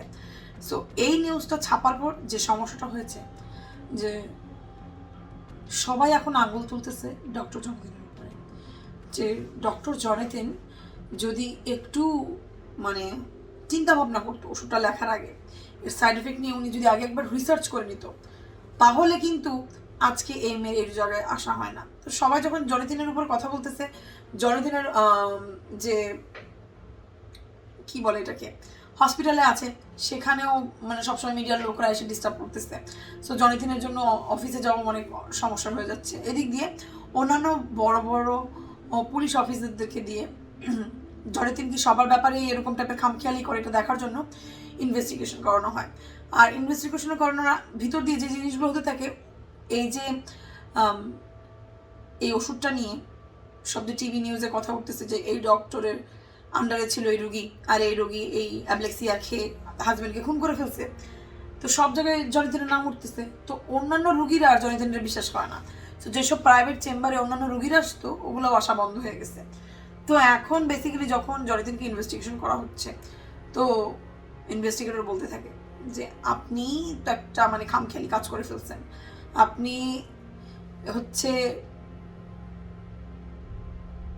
কি বলে এটাকে হসপিটালে বসেন, আপনি 2টা চেম্বারে বসেন, এরকম করে আপনি যে একটা বিজনেস বানায় ফেলছেন আপনার এই জবটাকে, আপনার এই টাকা কামানোর নেশাটাই বেসিক্যালি কিন্তু আজকে এরকম একটা আপনি খামখেয়ালি কাজ করে আপনার পেশেন্টকে আপনি যাতা ওষুধ দিয়ে ফেলছেন। তখন জনাথন যেটা বলে আসলে জিনিসটা এরকম না, আমার ওয়াইফের চাকরি চলে গেছে, আমার ভরণ পোষণ আমার বাচ্চার প্রাইভেট স্কুলে দেখতে হচ্ছে, বাসার বাড়ি ভাড়া সব কিছু আমার করতে হচ্ছে। সেরকম অবস্থায় আমার প্রেশার নেওয়া ছাড়া কোনো উপায় ছিল না। সো আর আমি বিশেষ করে এমিলির ব্যাপারে যেটা বলবো, ওর টাকা দেওয়ারও কোনো ক্ষমতা ছিল না, আমি কিন্তু ওকে নিজে ফ্রি চিকিৎসা করাচ্ছি। তো বলতে থাকে যে আপনি জানতেন ও আগে সুইসাইড করার চেষ্টা করেছিল? বলছে হ্যাঁ জানতাম। পরে বলছে তার আগে পাস হিস্টোরি আপনি জানতেন? পরে বলতেছে যে জি আমি জানতাম। বলছে এরপরও আপনি ওকে কেন হসপিটালে ভর্তি করলেন না? পরে বলতেছে ওর সিচুয়েশন আমার সাথে শেয়ার করেছে, আমার মনে হয়েছে ওর সিচুয়েশন অনুযায়ী ওকে ওর হসপিটালে না রেখে ওর ফ্যামিলি মেম্বারদের কাছে পাঠানো আমার উচিত। এরপর যেটা বলে আর কি ডক্টর মানে ইনভেস্টিগেটররা বলতে থাকে এমিলি একটা মেয়ে, তারপরে সুন্দর, সো এই কারণে কি ওর জন্য মানে আপনার মন বলে যে আপনি ওকে বাইরে রেখেছেন? সো ইনভেস্টিগেটরদের এসব কথা শুনে ডক্টর জনাথন হাত খচিয়ে যাচ্ছে, মানে পরে বলছে না আপনি স্বীকার করুন আপনি আপনার রোগীকে অন্য চোখে দেখতেন। সেই কথাটা শোনার পর অনেক মানে সম্মানে লাগে আসলে জনাথনের। সো ডক্টর জনাথন ওখান থেকে চলে আসে। কোর্টে যাওয়ার দিন আসে, এমএলএকে নিয়ে পুলিশ কোর্টে যায়। তো ওখানে যাওয়ার পর জাজ যেটা বলে যে তাদেরকে ডাকা হোক যারা এই ও যে 2বার আত্মহত্যা করার চেষ্টা করেছে এটার সময় সাক্ষী কেউ মানে সামনাসামনি দিকে কেউ দেখেছে কিনা, চাক্ষুষ প্রমাণ। তো তখন যেটা জানা যায় যে হ্যাঁ, যখন ও প্রথমবার অ্যাটেম্প নেয় তখন হচ্ছে একজন পুলিশ না একজন গার্ড ছিল যে দারোয়ানটা ওকে হেল্প করেছিল ব্যাগ গুছাতে। আর দ্বিতীয়বার ও যখন ট্রেনে ঝাঁপ দেওয়ার চেষ্টা করে তখন একজন পুলিশ ওকে আটকায়। সো তাদেরকে ডাকার পর তারা বেসিক্যালি সাক্ষী দেয় যে হ্যাঁ ও ডিপ্রেস ছিল, ও আনমনস্ক অবস্থায় ও 2বার আত্মহত্যা করার চেষ্টা করেছে। তো ওর এসব ইনস্যানিটি দেখে পুলিশ জাজ যেটা করে বেসিক্যালি ওকে খালাস করে দেয়, মানে একেবারে এভাবে না যে ও নির্দোষ, ও মানসিকভাবে অসুস্থ। সো ওকে এখন আর জেলে না রেখে ওকে বেসিক্যালি একটা মেন্টাল হসপিটালে রাখা হয়। আর এদিক দিয়ে জনাথনের উপর অনেক সমস্যা যেতে থাকে, যেহেতু ওকে নিয়ে এত টিভি কনফারেন্স এত কিছু হচ্ছে। সো যে কোম্পানিতে বেসিক্যালি ও অ্যাজ এ ডক্টর হিসাবে আছে ওরা আর ওকে রাখতে চায় না, বলে যে আমরা তোমাকে টেম্পোরারি মানে আলটিমেটলি সাসপেন্ড করতেছি, কজ এরকম একটা সিচুয়েশনে আমাদেরকে সবার কোশ্চেনের অ্যান্সার দেওয়া আমাদের পক্ষে পসিবল না, সবাই আমাদের দিকে টার্গেট করে রাখছে আমাদেরকে। তো যেটা হয় এত কিছুর ভিতরে কি হলো, জয়দিন এত হেল্প করার চেষ্টা করলো এমিলিকে, মাঝখান দিয়ে চাকরিটাও গেল। জিনিসটা যেটা হয় যখন একজনকে নিয়ে মিডিয়া লেখে, সো মিডিয়ার কাছ থেকে যে আচ্ছা এই ডক্টরটার চলো পাস্ট বের করি, ও কি করে এখানে, ও কেন লন্ডন থেকে এসেছে। আগেই তোমাদের সাথে শেয়ার করেছিলাম জয়দিন হচ্ছে লন্ডনের ডক্টর, বাট ও কিন্তু আমেরিকাতে থাকে। সো ওর পাস্ট চেক করতে যেটা দেখে, লন্ডনে ও যে হসপিটালের ডক্টর ছিল ওইখানে ওর একটা পেশেন্ট ছিল যে ওর জন্য পাগল ছিল, ওর জন্য মানে স্টকার ছিল, মানে ওর পিছনে পিছনে ঘোরা, ওর বাসা পর্যন্ত চলে আসতো, ও বলতো ওকে ভালোবাসে, ওকে ছাড়া বাঁচবে না, পাগল হয়ে যায়। সো যেটা হয় জনথন ওর বাবা মার কাছে দিয়ে বলে আসে যে ওর পার্সোনাল লাইফে অনেক হ্যারাসমেন্ট করতেছে, সো প্লিজ ওকে যেন ওরা মেন্টাল ইনস্টিটিউটে দিয়ে দেয় অথবা ওনারা চেক রাখে, বাট ওর ফ্যামিলিতে যেন মানে ডিস্টার্ব না করে। এই মেয়েটার নাম এলিসন টাইপের একটা নাম থাকে।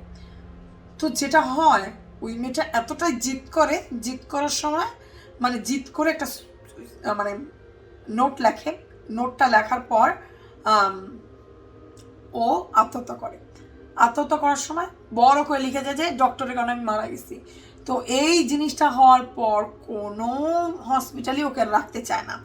সো এরকম একটা সিচুয়েশনে ও মনে করে ওর মনে হয় দেশ ছেড়ে অন্য দেশের ডক্টর হয়ে যাওয়া বেটার হবে। এই কারণে ও লন্ডন থেকে চলে আসে নিউ ইয়র্কে। এখন নিউ ইয়র্কের যে মানে নিউজ রিপোর্টাররা আছে ওর অতীতের সব কাহিনী, কেচ্ছা কাহিনী লিখে সব জানাচ্ছে যে এই ডক্টর আগে থেকেই সমস্যা, অন্য রোগীর সাথেও ওর এরকম প্রেম ছিল, ও হচ্ছে গিয়ে এরকম এরকম করে বেড়াতো, ওর জন্য একটা মেয়ে মারাও গেছে। এখানে এসে এই মেয়েটাকে অনেক অবলা অসহায় পেয়ে এখন এই মেয়েটাকে নিয়ে ও এরকম করছে, যা তা প্রেসক্রিপশন দিয়ে দিছে। এসব যখন নিউজে উঠছে,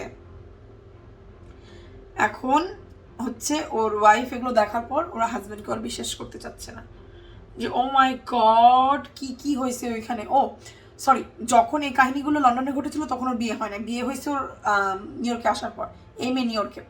সো ও বেসিক্যালি জানতো না যে কি কি ঘটেছে লন্ডনে। ও যখন জানতে পারে এখন ও আর ওর হাজব্যান্ডকে কোনো মতে বিশ্বাস করতেছে না। ওর হাজব্যান্ড বারবার বলতেছে যেগুলো মিথ্যা মিথ্যা মিথ্যা, মানুষ আজে বাজে কথা বলতেছে আমার নামে, বাট ওর বউ আর কিছুতেই ওর কথা বিশ্বাস করতেছে না। সো রাইট নাও ডক্টর জনথনের অবস্থা খুবই খারাপ, ওর চাকরি চলে গেছে, মান সম্মান নেই, ওয়াইফ ওকে বিশ্বাস করছে না। সো এখন ওরা যে একটা এক্সপেন্সিভ বাসাতে থাকতো ওইটাও সে অ্যাফোর্ড করতে পারছে না, এখন ওদেরকে ছোটো একটা বাসায় মুভ করতে হবে। সো এই জিনিসপত্র যখন ও খুঁজাচ্ছিল অ্যাবলেক্সিয়ার একটা নিউজ পেপার ওর হাতে পড়ে। সো হঠাৎ করে অ্যাবলেক্সিয়া মানে ম্যাগাজিনটা ওর হাতে পাওয়ার পর ও বেসিক্যালি কম্পিউটারটা ওপেন করে দেন, অ্যাবলেক্সিয়া নিয়ে রিসার্চ করা শুরু করে দেয়। তো অ্যাবলেক্সিয়া নিয়ে বিভিন্ন ধরনের যেসব সাইড এফেক্টস আছে এগুলো নিয়ে বেসিক্যালি ও যখন রিসার্চ করছিল অনলাইনে, হঠাৎ করে দেখে ডক্টর ভিক্টোরিয়ার অ্যাবলেক্সিয়ার উপরে একটা আর্টিকেল আছে যে এই ওষুধটা খেলে মানুষের কীরকম টাইপের সাইড এফেক্টস হয়। তার ভিতরে প্রধান সাইড এফেক্টস হচ্ছে স্লিপ ওয়াকিং। আর কে এই ডক্টর ভিক্টোরিয়া? সে হচ্ছে এমিলির পুরনো ডক্টর। এটা দেখে এখন আর ডক্টর জনথনের মাথা কাজ করতেছে না, বলতেছে আমাকে যখন মানে আমি যখন ডক্টর ভিক্টোরিয়ার সাথে দেখা করি উনি সব রকমের ওষুধের সাইড এফেক্ট সম্বন্ধে আমাকে বলেছে এবং বলেছে যে এগুলো এমিলির জন্য ভালো হবে না। আমাকে ডক্টর ভিক্টোরিয়া বলে ওকে যেন আমি অ্যাবলেক্সিয়া দেই। সো উনি যখন আমাকে বলেছে যে এমিলিকে অ্যাবলেক্সিয়া দিতে, তাহলে উনি কেন এই সাইড এফেক্ট সম্বন্ধে আমাকে বলেনি? সো এইরকম অনেক কিছু জিনিস ওর মাথায় ঘুরতে থাকে। ঘুরতে ঘুরতে ও যেটা চিন্তা করে যে ও যে ডক্টর ভিক্টোরিয়ার সাথে সরাসরি কথা বলবে। যখন ও যায় বেসিক্যালি ডক্টর ভিক্টোরিয়ার সাথে সরাসরি কথা বলার জন্য, ডক্টর ভিক্টোরিয়া এই টপিকটাই চেঞ্জ করে বলে সবাই তো জানে যে এই মেয়ের আগেও অনেকবার সুইসাইড অ্যাটেম্প করার অভ্যাস ছিল। সো এই ওষুধ ওকে কিভাবে মানে এটার কারণেই ও এরকম, ও তো আগে থেকে এরকম হতে পারে। তো এই কথা শুনে হঠাৎ করে ডক্টর জনথন একটু খটকা খেয়ে বলে আপনি কিভাবে জানেন যে এই মেয়ে আগেও সুইসাইড করার চেষ্টা করেছিল। এর রিজন এই কথাটা, ও যে কয়েকবার আত্মহত্যা করার চেষ্টা করেছে, এটা জনেথন, এমিলির হাজব্যান্ড আর এমিলি ছাড়া কেউ জানে না। তো ভিক্টোরিয়া যেটা বলে, কীভাবে জেনেছি মানে নিউজে তখন সবাই জানে, পেপার পড়লেই মানে খুললেই তো দেখা যায় আপনার আর এমিলির নিউজ, ওখান থেকেই তো সবাই জানতে পেরেছে, আমি ওখান থেকে জানতে পেরেছি। তো এই কথাটা যখন ডক্টর ভিক্টোরিয়া বলে, সাম রিজনে জিনিসটা 100% বিলিভেবল লাগে না ডক্টর জনেথনের কাছে। সো ও যেটা করে, যেখানে প্রথমবার আত্মহত্যা করার অ্যাটেম্প্ট করে এমিলি, সেই জায়গায় যায়, যে ওখানে যে গার্ডটা সাক্ষী দিয়েছিল ওই গার্ডের সাথে যে কথা বলে ডক্টর জনেথন, বলে যে আপনার কাছে কি কিছু মনে হয়েছিল, একদম অন্যরকম লেগেছিল, কিছু কি একটা মনে আছে ওই সিচুয়েশনে যখন এমিলি আত্মহত্যা করার চেষ্টা করেছিল, কি করছিল? বলছে না, ও জাস্ট মানে খুবই আপসেট ছিল, দেন গাড়িতে উঠলো, সিট বেল্টটা লাগালো, এরপর জাস্ট অ্যাক্সিডেন্ট। আপনি শিওর আপনি দেখেছিলেন যে ও সিট বেল্ট লাগিয়েছে? প্রফেসর জি আমি দেখেছিলাম সিট বেল্ট লাগিয়েছে। Okay thank you. এখন জনেথন চিন্তা করতে থাকে যে আত্মহত্যা করার চেষ্টা করবে, যে গাড়ি চালিয়ে নিজেকে মেরে ফেলার চেষ্টা করবে, সে কেন সিট বেল্ট বাঁধবে? তাও ইমিডিয়েটলি ওই সময় একটা আছে যে সিট বেল্ট বেঁধেই চালাচ্ছিল গাড়ি, হঠাৎ করে চিন্তা হয়েছে, দেন ও লাফ মারছে। বাট এখানে তো কেবলমাত্র এমিলি বসলো, সিট বেল্টটা লাগালো, গাড়িটা স্টার্ট করে দেলের দিকে আগায় গেল, তাহলে সিট বেল্ট কেন বাঁধলো? সো এই জিনিসটা খুবই মানে ডালমে কুচ কালা হ্যাঁ এরকম টাইপের একটা জিনিস লাগতে থাকে। তো ডক্টর জনেথন যেটা মনে করে, আমার বেসিক্যালি যাওয়া দরকার ওর বসের সাথে দেখা করতে। সো বসের সাথে দেখা করতে যে বেসিক্যালি বসকে জিজ্ঞাসা করে ওর কাছে কোনো অন্যরকম লেগেছে কি না এরকম টাইপের। তো ওর বসও যেটা বলে, বেসিক্যালি একটা সময় ছিল যখন আমি অনেক ডিপ্রেস থাকতাম, সো আমি যখন এমিলিকে এরকম একটা সিচুয়েশনে দেখেছি, দেখার পর বেসিক্যালি আমার নিজেরও খারাপ লেগেছে। সো এই কারণে বেসিক্যালি ওকে আমি জবে নিই। আর ওকে দেখে ঠিক আমার নিজের আগের অতীতের ফিলিংসটা হতো, আর ফিলিংসটা এরকম টাইপের, ধরো আমি আবার দেখে বলি, every afternoon it's feel like there's the poison fog bank rolling in my mind and I'm paralyzed. So এই কথাটা কে কাকে বলেছিল? প্রথমবার ডক্টর জনেথনকে নিজের সিচুয়েশনটা বোঝানোর জন্য এমিলি এই কথাটা বলেছিল। এমিলি বলেছিল এটা ওর মনের কথা, বাট এই কথাটা বেসিক্যালি ও শিখেছিল ওর বসের কাছ থেকে, কারণ ওর বস ফেভারিট একটা পোয়েট্রি বুক পড়ে, সেখান থেকে বেসিক্যালি ও এমিলিকে এটা বলে, এবং এমিলি এটা শুনে ডক্টরকে যেটা মানে এটা বলছে। তো এটা শোনার পরে যেটা মানে ভাবতে থাকে বেসিক্যালি এমিলির ব্যাপারে ডক্টর জনেথন, যে সামথিং স্পেশাল।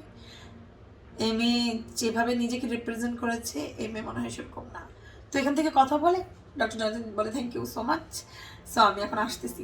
হঠাৎ করে যেটা মনে হয় ডক্টর জনেথনের, আচ্ছা আপনার এখানে কি জুন নামের কেউ কাজ করে? সরি। ও যেটা করে ধাপ করে ঢুকে যায় যেখানে হচ্ছে এমনি কাজ করে, সবাইকে জিজ্ঞেস আরিচুন সবাইকে জিজ্ঞাসা করতে থাকে। মানে যে মেয়েটার কথা প্রথমে এমিলি বলেছিল যে ওর বান্ধবী অ্যাবলেক্সিয়া খাচ্ছে এবং এটা খেয়ে ও নিজেকে সুস্থ ফিল করতেছে। সো যেটা হয় অফিসে এই নামের কেউ নেই। সো এই জিনিসটা জানার পর মানে মনে হতে থাকে ডক্টর জনেথনের ডক্টর জনেথনের যে মেবি ওকে ফাঁসানো হয়েছে।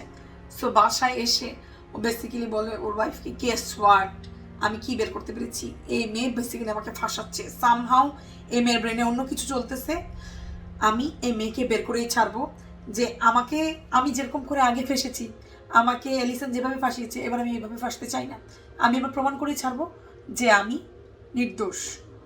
ওর ওয়াইফ ওর দিকে এরকম রক্ত চোখ করে তাকায় বলতেছে, তুমি নিজেকে নিজে নির্দোষ মনে করাতে পারো আর না করো, তুমি যে কাজটা করছো এর জন্য আমি তোমাকে কখনো মাফ করবো না। আজকে আমাদের ছেলেকে তুমি স্কুল থেকে আনো নাই, ও তখন স্কুলে বসেছিল, ভাগ্যিস ও একটা স্কুল টিচারের কাছে আমার ফোন নাম্বার ছিল, উনি আমাকে ডেকেছে, তাই আমি বাচ্চাকে নিয়ে আসলাম। জয়দেব তখন মাথা ধরে এক্সট্রিমলি সরি, মানে এমন সিচুয়েশনে ও আমার একটা ভুল করে ফেলছে যে ওর বাচ্চা ওর ওয়াইফকেও মানে ওর সাথে কথা বলতে চাইতেছে না। সো এই অবস্থায় ওর মাথা যেটা থাকে যেভাবে হোক ওকে নির্দোষ করতে হবে, প্রমাণ করতে হবে। সো যেটা হয় অ্যামিলির সাথেও দেখা করার জন্য যায় হসপিটালে। যাওয়ার পর অ্যামিলিকে বলে যে মনে আছে অ্যামিলি তুমি আমাকে একটা পোয়েট্রি বলেছিলে, কোনটা, fog rolling in your mind, মনে আছে। পরে বলতেছে এটা কি তোমার নিজের ডায়লগ ছিল? বুঝতে জানি না, যে মুহূর্তটা আমি কাটাতাম ওই সময়, ওই সিচুয়েশনটাতে আমি এরকম টাইপের ফিল করতে পারতাম। এখন আমার মতো ফিল হয়তো বা অনেকেই করেছে, আর হয়তো বা কোনো কেউ কবিতাও লিখেছে, বইও লিখেছে, আমি জানি না, বাট ওটা ওই সময় আমার মনের একটা কথা ছিল। তো তখন ডক্টর জয়দেব যেটা বলে, আর অ্যাবলেক্সিয়া যে তোমাকে সাজেস্ট করেছিল, তোমার ফ্রেন্ড জুন, ও ওকে তো তোমার অফিসে দেখলাম না। বলে ও আপনি আমার অফিসে গিয়েছিলেন? জুন জুন তো আমার আগের ফ্রেন্ড, বারটেন্ডার, যেখানে আমি প্রথম কাজ করতাম, মার্টিনের সাথে আমার প্রথম পরিচয় হয়েছিল, ওখানকার ফ্রেন্ড, ও তো অফিসের না। সো ওই কথা দিয়ে কিভাবে ঘুরপ্যাচ খাইয়ে বোকা বানানোর চেষ্টা করতেছে ডক্টর জনাথনকে, ডক্টর জনাথন খুব ভালো মতো বুঝতে পারে। আর এদিক দিয়ে ডক্টর জনাথন যেটা খেয়াল করেন, রাইট নাও ও কোনো মেডিকেশনে নেই, ও ডিপ্রেশনের রোগী। এই মুহূর্তে আবার খুব হ্যাপি আসছে, খুব ভালো আছে, খাচ্ছে দাচ্ছে ঘুমাচ্ছে, কীভাবে, যেখানে কোনো ওষুধই দেওয়া হচ্ছে না।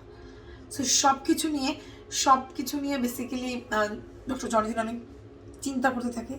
সো এত কিছু নিয়ে ইনভেস্টিগেশন করতে করতে ডক্টর জনাথন যেটা বের করতে পারে যে যখন অ্যাবলেক্সিয়া বের হয়, এতটাই পপুলার হয় যে ওটার যে শেয়ার স্টক বাজারটা আছে এটা একদম তুঙ্গে উঠে যায়। আর যখন ডক্টর ভিক্টোরিয়া এটার সাইড এফেক্টস নিয়ে আর্টিকেলস লেখে, এরপর এটার শেয়ার স্টকের মূল্য অনেকটা কমে যায়। আর অন্য দিক দিয়ে অন্য যেসব ওষুধের বিজনেস আছে এইগুলোর অনেক ফায়দা হতে থাকে, এগুলো স্টক মার্কেট আসলে উঠতে থাকে। সো যেটা চিন্তা করতে থাকে ডক্টর জনাথন, যে ওর হাজবেন্ড যেরকম ইনসাইড ট্রেডিং করতো, এরকম টাইপের কিছু এমিলি করার চেষ্টা করছে কিনা। ও মেক শিওর থাকে যে এরকম টাইপের কিছু মেবি এমিলি করার চেষ্টা করতেছে, বাট ওর ওয়াইফ ওর উপর এতটাই বিরক্ত হয়ে যায় যে ওর কথায় মানে একেবারে পাত্তা দিতে চায় না, জাস্ট বলে যে এইসব পুরনো জিনিস ছেড়ে নিজের লাইফটা ঠিক করার চেষ্টা করো, নিজের লাইফটা নতুন করে সাজাও, আমি তোমার এসব পুরনো কথা শুনতে চাই না। যেহেতু এমিলি আমাকে কিছু বলছে না, ডক্টর ভিক্টর আমাকে কিছু বলতেছে না, যেভাবে হোক আমাকে ওর মুখ থেকে সত্যি কথা বের করতেই হবে। তো ডক্টর জনাথন বেসিক্যালি একটা ক্যামেরা নিয়ে এমিলির কাছে যায়। এমিলির কাছে যে একটা ইঞ্জেকশন এরকম একটা বক্স এরকম বের করে যেটা বলে যে আমি তোমাকে একটা ওষুধ ইনজেক্ট করতে যাচ্ছি। সে কেন?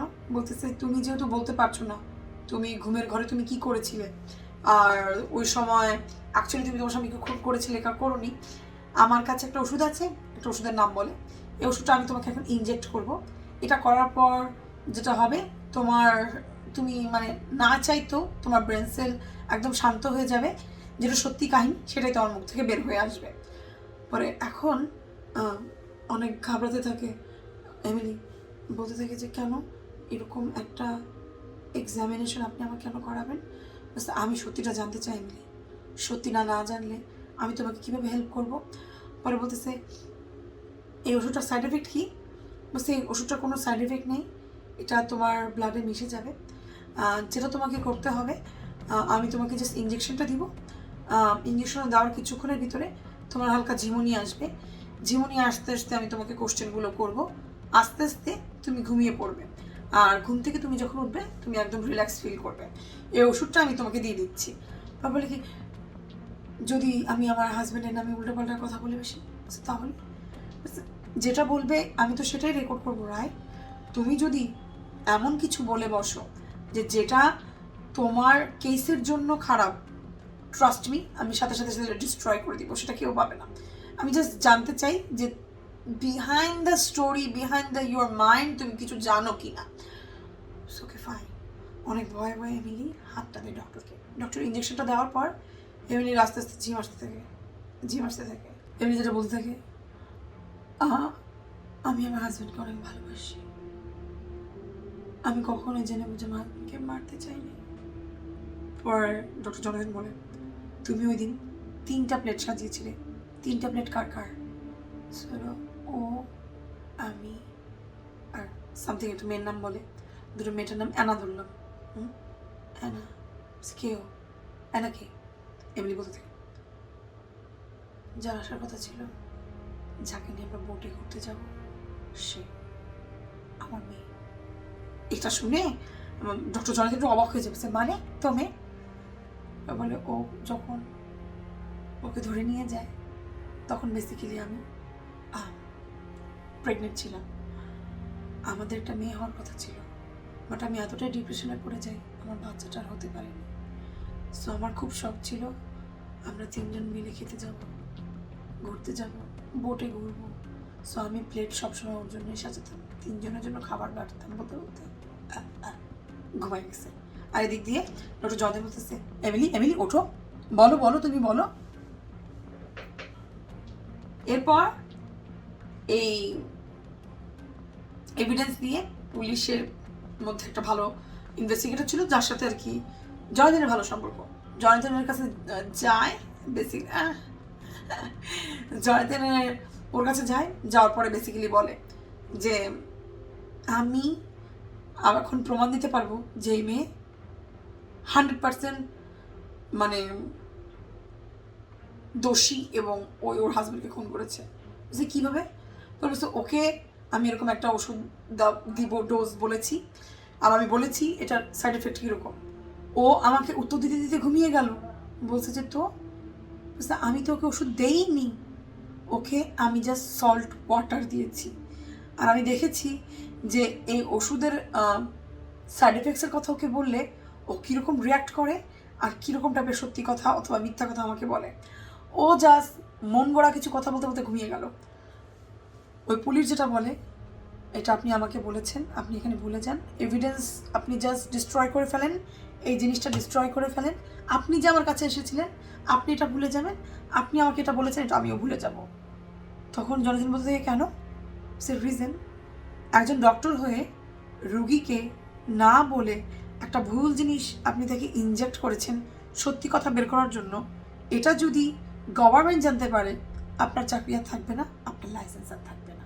সো আপনি যদি আপনার মান সম্মান বাঁচাতে চান, সো আপনাকে এটা ফেলে দিতে হবে। এরপর যেটা হয়, এখান থেকে জনাথন চলে যায় হচ্ছে ভিক্টোরিয়ার সাথে দেখা করতে। আর ভিক্টোরিয়াকে মানে ইশারায় যেটা বোঝায় যে আমি সব কিছু জেনে গেছি, আমি সবাইকে জানিয়ে দিব। তো এই জিনিসটা শুনে ভিক্টোরিয়া বুঝতে পারে যে জনাথন কি জেনে গেছে। আর জনাথন বাসায় পৌঁছাতে না পৌঁছাতে ও যে শকটা খায় সেটা হচ্ছে ওর ওয়াইফ জাস্ট ওর গালে একটা থাপ্পড় মেরে দেয়। সে কী হয়েছে? যে ছবিগুলো দেখো, কি এগুলা? তুমি বলছিলে এলিসনের সাথে তোমার কিছুই হয়নি, এমনির সাথে তোমার কিসের সম্পর্ক ছিল? সে কিসের সম্পর্ক ছিল মানে? ও তো আমার পেশেন্ট। বলছে তুমি এই পিকচারগুলার প্রমাণ দাও আমাকে। বেসিক্যালি যেটা হয়, প্রথমবার এমিলি যে দেখা করতে গিয়েছিল একটা রেস্টুরেন্টে জনাথনের সাথে, ওই যে ওয়াইফের সাথে গেছিলো, যে ওখান থেকে নিয়ে যে ও দেখা করলো পার্সোনালি, ওখানে কিন্তু বসে বসে বলছিল, এই দেখুন আমি কত শপিং করেছি হাজব্যান্ডের সাথে, মানে ইন্টিমেট রিলেশনশিপ বাড়ানোর জন্য, ভিক্টোরিয়ার সিক্রেটের এরকম টাইপের লঞ্জরি টঞ্জরি। আজান দিয়ে দিচ্ছে, 5 মিনিট পরে আসতেছি, ওকে। সো রোজা শুরু হয়ে গেছে, এখন একটু আস্তে ধীরে কথা বলবো যেন গলা শুকায় না। অনেকক্ষণ ধরে কথা বলে দেখা যায় গলা শুকায় যায়। যাই হোক, যেটা বলছিলাম, অলরেডি গলা শুকায় যাচ্ছে। যেটা বলতেছিলাম, আজকে মেকআপ আমি কতক্ষণ ধরে করে এসেছি, ও মাই গড, অলরেডি 4 থেকে 5 ঘন্টা হয়ে গেছে মেকআপ করা। পিম্পলস আমার মুখে হবে না তো কার মুখে হবে? অলরেডি এখানে ব্যথা করতেছে। যাই হোক, গল্প শুরু করি। সো ওই যে বলছিলাম না, যে আগে বলেছিলাম যখন, যে ও বেসিক্যালি শপিং করছে, ভিক্টোরিয়ার সিক্রেট থেকে লঞ্জরি টঞ্জরি কিনতেছে, কজ ও হাজব্যান্ডের সাথে একটু পার্সোনাল টাইম কাটাতে যায় এরকম টাইপের। ওরা যখন এই গল্পগুলো করছিল, হাতে এরকম লন্ড্রি প্যাকেট ছিল ওর হাতে, ওই সময় দূর থেকে কেউ বেসিক্যালি ওদের পিকচার তুলছিল। আর এই পিকচারগুলো পাঠিয়েছে ওর ওয়াইফের কাছে, মানে হচ্ছে জয়দিনের ওয়াইফের কাছে। এর সাথে সাথে যেটা করেছে, ওই লঞ্জরিগুলো পরা পাশে ওই ব্যাগটার একটা ছবি নিয়ে সেলফি তুলছে, হচ্ছে গিয়ে মানে বেডে শুয়ে আছে ওই লঞ্জরি পরা এমিলি, এবং সেলফি তুলছে। এরকম কিছু পিকচার, ইন্টিমেট পিকচার জনিতিনের বউকে পাঠিয়েছে। জনিতিন কিন্তু এগুলো ছবি নাই, কিন্তু ছবি আছে। জনিতিন মেবি ওকে গিফট করেছে এরকম টাইপের, এরকম কিছু কিছু জিনিস এরকম বোঝানো হয়েছে। এগুলোর ওয়াইফ দেখে বেসিক্যালি ওকে থাপ্পড় মেরে বাচ্চা নিয়ে এখান থেকে চলে গেছে। বারবার বোঝানোর চেষ্টা করতে থাকে জনিতিন যে এটা আমি করি নাই, এটা ওই দিনের ঘটনা যেদিন ও 5 মিনিট চেয়ে আমাকে অন্য জায়গায় দেখা করতে গিয়েছিল, তোমার কি মনে নেই? ওর বউয়ের বেসিক্যালি এখন মাথা কাজ করতেছে না, বাচ্চা নিয়ে জাস্ট বের হয়ে চলে যায়। আর এরকম একটা সময় এবার তো জনিতিন ঠিক করে ছাড়ছে যে যেভাবেই হোক ওদেরকে আমি দোষী মানে সাব্যস্ত করেই ছাড়বো, ওরা যে কি আমি বের করে ফেলবো। তো যেটা হয়, এত কিছু যে ঘটে গেছে এই জিনিসগুলো তো এমিলি জানে না, কারণ এমিলি হসপিটালে যে মুহূর্তে এমিলি আছে ওখানে যে খুব হাসি খুশি মুডে ডক্টর জনিতিন যায়। আর ডক্টর জনিতিন যেটা বলে, আমি কিন্তু সব কিছু জানি এমিলি, তুমি চাইলে আমার থেকে লুকোতে পারবে না কোনো কিছু। এমিলি বলতেছে তুমি কি জানো? তোমার কি মনে হয় ডক্টর ভিক্টোরিয়া শুধু তোমাকেই রাখতে পারে টাকা দিয়ে? সে আমাকেও রেখেছে টাকা দিয়ে। মানে পর বলতেছে আমাকে বলেছে তোমার থেকে বেশি ডাবল চার্জ করবে, সো আমি ডক্টর ভিক্টোরিয়ার সাথে চলে গেছি। এরকম উড়ো ধুরো মানে ঢিল মারতেছে ডক্টর জনিতিন, কারণ কোনো মতেই তো বাইরে কারোর সাথে এমিলি কথা বলতে পারবে না। আর যে টাইমটাতে বেসিক্যালি ডক্টর ভিক্টোরিয়া ভিজিট করতে আসতেছিল এমিলিকে, ওই সময় তার কিছুক্ষণ আগেই বেসিক্যালি চলে আসছে ডক্টর জনিতিন। সো নিচে নেমে যখন বেসিক্যালি বের হয়ে যাচ্ছে, ডক্টর জনিতিন জানতো যে এখন ভিক্টোরিয়া আসার সময় হয়েছে। সো এখন উপরে যে জানালাটা দিয়ে এমিলি দেখার চেষ্টা করবে ডক্টর ভিক্টোরিয়া আর ডক্টর জনিতিন কি বলার চেষ্টা করতেছে। তো ডক্টর ভিক্টোরিয়া ডক্টর জনিতিনকে দেখে যেটা বলে, সারপ্রাইজ কেমন লেগেছিল? খুব ভালো লেগেছে। এমনভাবে বলতেছে দূর থেকে দেখতে যেন মনে হয় যে ওদের সাথে ওদের কুশল বিনিময় করছে। হাত ধরছে, ধরে ওর ঘাড়ে হাত দিয়ে বলতেছে হ্যাঁ এরকম করে মানে বাহবা দিচ্ছে ডক্টর ভিক্টোরিয়াকে জনিতিন। আর এমন করে হয় না যে এরকম ঘাড়ে হাত দিয়ে বলে ভালো থাকবেন, আপনার সাথে দেখে অনেক ভালো লাগলো, মানে হাত দিয়ে এরকম করে বলে, এরকম করে কথা বলে। আর যখন কথা বলছিল সম্মান দেখানোর জন্য ব্যাগটা সাইডে রেখে হাতটা পিছনে দিয়ে এইভাবে ডক্টর জনিতিন কথা বলছিল। এইভাবে করে যে কথা বলতেছে দেখে কিন্তু মনে হচ্ছে যেন পোলাইটলি কথা বলতেছে, বেসিক্যালি একজন আরেকজনকে থ্রেট মারতেছে, দেখুন কিভাবে আপনাকে জেলে পড়ি, কিছুদিনের ভিতরে আপনাকে জেলে যেতে হবে। বাট দূর থেকে দেখে তো এমিলির কাছে এটাই লাগবে না যে আমার কাছে স্বীকার করুক আর না করুক ডক্টর ভিক্টোরিয়া, কিন্তু ডক্টর ভিক্টোরিয়া তো আমার পিছনে এই ডক্টর জনিতিনকে লাগাই দিচ্ছে। তো যেটা হয় এবার যখন ভিক্টোরিয়া ওর সাথে দেখা করতে আসছে, ওর রাইট নো কি সিচুয়েশন কোনো কিছুই মুখ খোলেনি। কেমনটা লাগে বলো? আমি এতক্ষণ গল্প বলতেছিলাম, আমি প্লে বাটন অনই করি নাই, পুরোটা গল্প পরপর দিয়ে হঠাৎ করে মোবাইলটা বন্ধ হয়ে গেছে। প্লে বাটনে আমি চাপিয়ে দিই। তো তারপর আমি আবার বলি যা বলছিলাম এতক্ষণ ধরে একা। তো যেটা হয় ডক্টর জনিতিন এমিলিকে নিয়ে এবার মেন্টাল হসপিটালের অন্য সেকশনে গেছে ওকে ভিজিট করাতে, যেখানে ব্রেনের শক থেরাপি দেওয়া হয়। সো শক থেরাপিটা দেখে এমিলি বলছে আপনি আমাকে এখানে আনছেন কেন, এখানে আমার কি কাজ? পরে ডক্টর জনিতিন বলতে থাকে ডক্টর জনিতিন তুমি কি বলে করো, একটা পাগলের উপরে ডক্টর ভিক্টোরিয়া এভাবে করে তার সব কিছু ছেড়ে দিবে? একটা পাগলকে বিশ্বাস করে মানে উনি ওনার সব মানে সিক্রেট লুকিয়ে রাখতে পারবে? উনি বেসিক্যালি তোমাকে বিশ্বাস করতে পারছে না। উনি আমাকে হায়ার করেছে, তোমার পুরো যে টাকাটা তুমি হসপিটাল থেকে বের হয়ে গেলে যে টাকাটা পাওয়ার কথা ওইটা উনি আমাকে পুরোটা দিয়ে দিবে বলেছে। আর আমাকে বলেছে আমি যেন তোমাকে এরকম শক থেরাপি দিয়ে তোমাকে পাগল বানিয়ে দিই। আজকে যদি একবার আমি বলি, আর মানে যেহেতু হচ্ছে জনিতিনি হচ্ছে ওর পার্সোনাল সাইকিয়াট্রিস্ট, সে যদি বলে যে এমিলি বেসিক্যালি মানসিকভাবে ভারসাম্যহীন, কখনোই পুলিশরা ওকে আর ছাড়বে না, ওকে পাগলাগারোতে রাখবে। তো এটাই জনিতিনি বলতেছে, একবার যদি আমি বলে দিই যে তুমি মানসিকভাবে ভারসাম্যহীন, তুমি তো হতে পারছো না, তো তোমাকে যেটা আমরা করব, এভাবে দেখো একটা মহিলা এখন শক থেরাপি নিচ্ছে, তো পাশ দিয়ে দেখায় একটা মহিলা শক থেরাপি দিচ্ছে, এরকম দাঁত কামড় দিয়ে রাখছে, মুখে একটা প্লাস্টিক এরকম করতেছে। তো এটা দেখে অনেক ভয় পেয়ে গেছে এমিলি। এরপর একজন নার্স এসে বলতেছে নেক্সট, এটা আপনার রুগী, যান ভিতরে যান। এমিলি বলছে না আমি যাবো না। বলছে নো নো নো, ওনাকে জাস্ট ভিজিট করাতে এনেছি। বলছে দেখছো কতটা ইজি আমার জন্য তোমাকে শক থেরাপি দেওয়ানোর। তো বলতেছে যে এমিলি এবার বলতেছে হোয়াট ইফ আমি যদি তোমাকে একটা বেটার ডিল দিই? তুমি আমাকে বেটার ডিল দিবা? তুমি আমাকে কি বেটার ডিল দিবা? তোমার জেল থেকে বের হয়ে যে টাকাটা পাওয়ার কথা, আই মিন মেন্টাল ইনস্ট্রুমেন্টের কথা বোঝানোর চেষ্টা করেছি, যে এখান থেকে বের হয়ে তুমি যে টাকাটা পাওয়ার কথা, তোমার পুরো ভাগটাই ডক্টর ভিক্টোরিয়া আমাকে দিয়ে দিচ্ছে। তুমি আমাকে বেটার ডিল কিভাবে দিবা? তোমার কাছে কোনো টাকা আছে? বলছে না, আমি যদি আপনাকে এভিডেন্স দিয়ে সাহায্য করি তাহলে আমি তোমাকে জেল থেকে বের করে দিব, বাট একটা শর্ত, জেল থেকে বেরোনোর পর তোমার কিন্তু আমার কাছে আসতে হবে, এই শর্তে আমি তোমাকে বের করে নিয়ে যাচ্ছি। কারণ একেবারে তুমি ঠিক হয়ে গেছো কোনো ওষুধ ছাড়াই, জাজ কিন্তু বিশ্বাস করবে না। ওকে ডান ডিল। এরপর যেটা হয়, এবার এমিলিকে কোর্টে নিয়ে যাওয়া হয়েছে। সো ওর ডক্টর হয়ে ডক্টর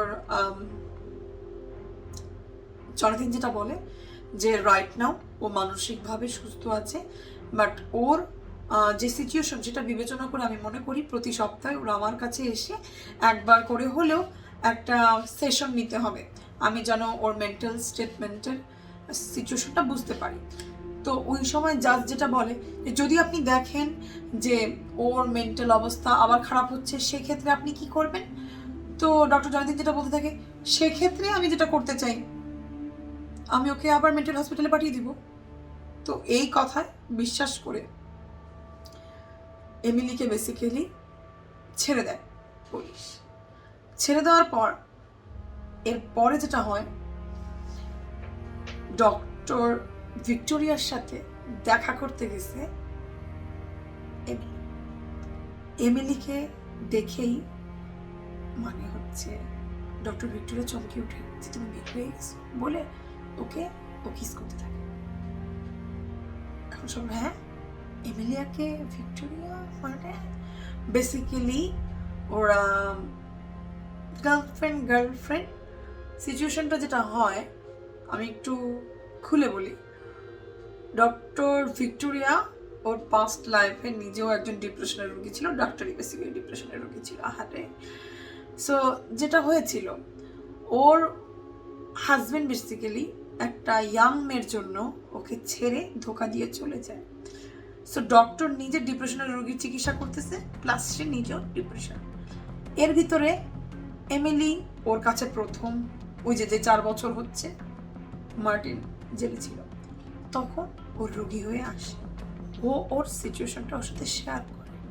এরপর দুজন সামহাও দুজনকে দেখে অ্যাট্রাকটিভ হয়, যদিও বা দুজনই straight, but somehow mentally physically যাই হোক অ্যাট্রাকটিভ হয়।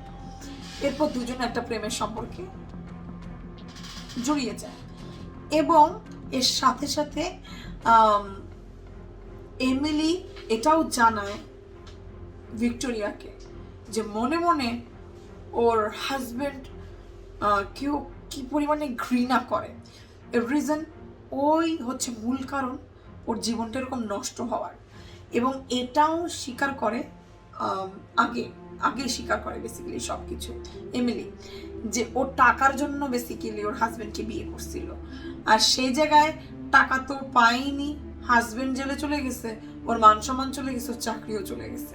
তো সব কিছু নিয়ে এত ক্ষোভ ছিল, ও অনেক আগে থেকেই মার্টিনকে মেরে ফেলার প্ল্যান করতেছিল। সো এই মাস্টার প্ল্যানটা বেসিক্যালি ভিক্টোরিয়ার আর হচ্ছে এমিলির। ওরা দুজন মিলে এরকম একটা স্টক মার্কেটের প্ল্যানিং বানায় যে এখন অ্যাব্লেক্সিয়ার একটা স্টক অনেক হাই আসছে, আর আমার অন্য ব্র্যান্ডের বেসিক্যালি শেয়ার কিনা। সো সামহাও যদি আমরা অ্যাব্লেক্সিয়ার শেয়ার মার্কেটে ডাউন করে দিতে পারি, অন্য যেসব ওষুধ আছে ওদের শেয়ার মার্কেট উপরে উঠে যাবে। সো আমি এইভাবে অনেক টাকা কামাতে পারবো। আর আমি যদি কোনো ওষুধ কোম্পানিকে বলি যে আপনারা আমাকে এক্সট্রা টাকা দিলে আমি বেসিক্যালি এরকম আরেকটা ব্র্যান্ডকে নামায় দিতে পারবো, অন্য কোম্পানি অনেক বেশি টাকা দিবে আমাদেরকে, আর এই টাকাটা তুমি আর আমি অর্ধেক অর্ধেক করে নিয়ে নিব। আর এইভাবে যখন ওরা এই জিনিসটা প্ল্যানিং মাস্টার প্ল্যানটা বানাচ্ছিল, তখন ঠিক মানে যেভাবে জিনিসটা বানায়, দেখো যেহেতু জেলে ঢুকছে হইতেছে গিয়া মার্টিন, তাও আবার হচ্ছে এরকম করাপ্টেড কাজ করার জন্য, ওর কিন্তু কোনো লাইফ ইন্স্যুরেন্স নেই, ওর কোনো হেলথ ইন্স্যুরেন্স কিছুই নেই। সো এমিলি জামাইয়ের জন্য 4 বছর ধরে অপেক্ষা করছে, যার জামাই জেলে। আর সে যদি মারা যায়, এমিলির লাভ কি? এই জামাই না চাকরি করে, না বড় লোক, না লাইফ ইন্স্যুরেন্স নাই, তো কোনো মোটিভই তো নাই হাজব্যান্ডকে মারার, তাই না? সো জিনিসটা দেখতে মনে হবে যে ও স্লিপ ওয়াকিং করে এরকম মানে না বুঝেই হাজব্যান্ডকে মেরে ফেলছে। সো এই প্ল্যানিং ওরা 4 বছর ধরেই করছিল। সো ডক্টর জনাথন যেটা লাস্টে বেসিক্যালি হচ্ছে গিয়ে জিজ্ঞাসা করে এমিলিকে যে তুমি কেন আমাকে এভাবে করে টার্গেট করলে? বলছে আপনাকে নিয়ে টার্গেট করিনি আমি, বেসিক্যালি আমাদের মানে প্ল্যানটা এটাই ছিল যে আমি যখন গাড়ি অ্যাক্সিডেন্ট করে হসপিটালে আসবো, যেই ডক্টর আমাকে দেখবে তাকে নিয়ে আমাদের প্ল্যানটা শুরু হবে, আপনি কোইন্সিডেন্সলি চলে আসছেন। তো যাই হোক, এই হচ্ছে আগের কাহিনী। তো কোন জায়গায় আমরা কাহিনী আটকায় গিয়েছিলাম, যে এখন এমিলি এবং Victoria kinda semi extra curricular activities করার চেষ্টা করতেছে। তো এরকম সময় এমিলি থামিয়ে দেয় ভিক্টোরিয়াকে এবং বলতে থাকে টাকা কোথায়? বলছে সব আছে, তোমার জন্য আলাদা করে রাখছি, আমার জন্য আলাদা করে রাখছি। বলছে স্টক মার্কেটের জিনিসগুলো? বলছে হ্যাঁ, অ্যাব্লেক্সিয়াকে একদম মাটিতে নামিয়ে দিয়েছি, আমি অনেক উপরে উঠে গেছি। মানে বেসিক্যালি ওকে দিয়ে সব সত্যি কথা বলায়। যখন ভিক্টোরিয়া জড়িয়ে ধরবে এমিলিকে, হঠাৎ করে খেয়াল করতে পারে ওর পিঠের কাছে একটা রেকর্ডার। এটা দেখে মানে জাস্ট ধাক্কা দিয়ে পিছনে ফেলে দেয় ডক্টর ভিক্টোরিয়া এমিলিয়াকে, আর এমিলি হেসে রেকর্ড করে বসে থাকে।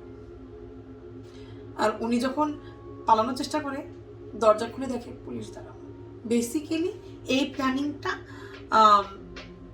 এমিলি ডক্টর জনাথনের সাথে করছিল, যে ডিলটা এটাই ছিল যে পুলিশের হাতে ও হচ্ছে ডক্টর ভিক্টোরিয়াকে ধরাই দিবে, তাহলে ওকে বের করে নিয়ে আসবে হচ্ছে ডক্টর জনাথন। সো যেটা হলো, এই ট্রেড মার্কেটিংয়ের জন্য এগুলো করছে, এগুলো এই ওষুধগুলো যে কি হয়েছে না হয়েছে, তারপরে হচ্ছে যে ডক্টর জনাথনের নামে যে মিথ্যা অপবাদ দেওয়া হয়েছিল সব কিছু প্রমাণ হয়ে যায়। এখন হচ্ছে ডক্টর জনাথনের লাইফটা একদম নর্মাল হয়ে গেছে। এদিক দিয়ে ওরা বাসায় হচ্ছে মানে ওয়াইফ চলে আসছে, বাচ্চা কাচ্চা, মানে এখন নর্মাল লাইফ লিড করতেছে। এদিক দিয়ে হচ্ছে গিয়ে এমিলিও নর্মাল লাইফ লিড করতেছে। কোর্টে যেরকম বলে আসছিল এভরি উইকে একবার করে জনাথনের সাথে দেখা করবে, সেরকমই দেখা করতেছে। বাট এইবার প্ল্যানটা চালে হচ্ছে ডক্টর জনাথন যেটা চিন্তা করে, এই মেয়েটা যেইভাবে আমার লাইফটা রুইন করছে, ওকে আমি শাস্তি দিয়েই ছাড়ব। তো এবার যেটা হয়, এবার যখন ডক্টর জনাথনকে দেখাতে এমিলি আসে, এমিলি আসার পর এমিলিকে বলে তোমার কিছু প্রেসক্রিপশন দিচ্ছে। কেন? আমি তো 100% ঠিক আছি। বলছে না, প্রেসক্রিপশন দিচ্ছে এই কারণে ওরা জানে যে আমি তোমাকে মেডিসিনে রেখেছি। এখন তোমার যদি ব্লাড চেক আপ করা হয় আর তোমার ব্লাডের ভিতরে মেডিসিনগুলো না পাওয়া যায়, তাহলে তুমি কিভাবে হচ্ছে ওদের কাছে প্রমাণ দিবা যে তুমি ওষুধ খাচ্ছ? পরে বলছো ও ওকে। বলছে শোনো, এই ওষুধটার একটা সাইড এফেক্ট আছে, এটা তুমি যদি খাও তোমার কিন্তু চুল পড়বে, পড়তে পড়তে তুমি টাক হয়ে যেতে পারো। তো কোনো সমস্যা নেই, এই ওষুধ তুমি কিছুদিন খাও, আমি তোমাকে কিছুদিন পর এটা চুল পড়াটা যেন তোমার বন্ধ হয় সেটা আমি তোমাকে এটার জন্য আরেকটা ওষুধ দিব।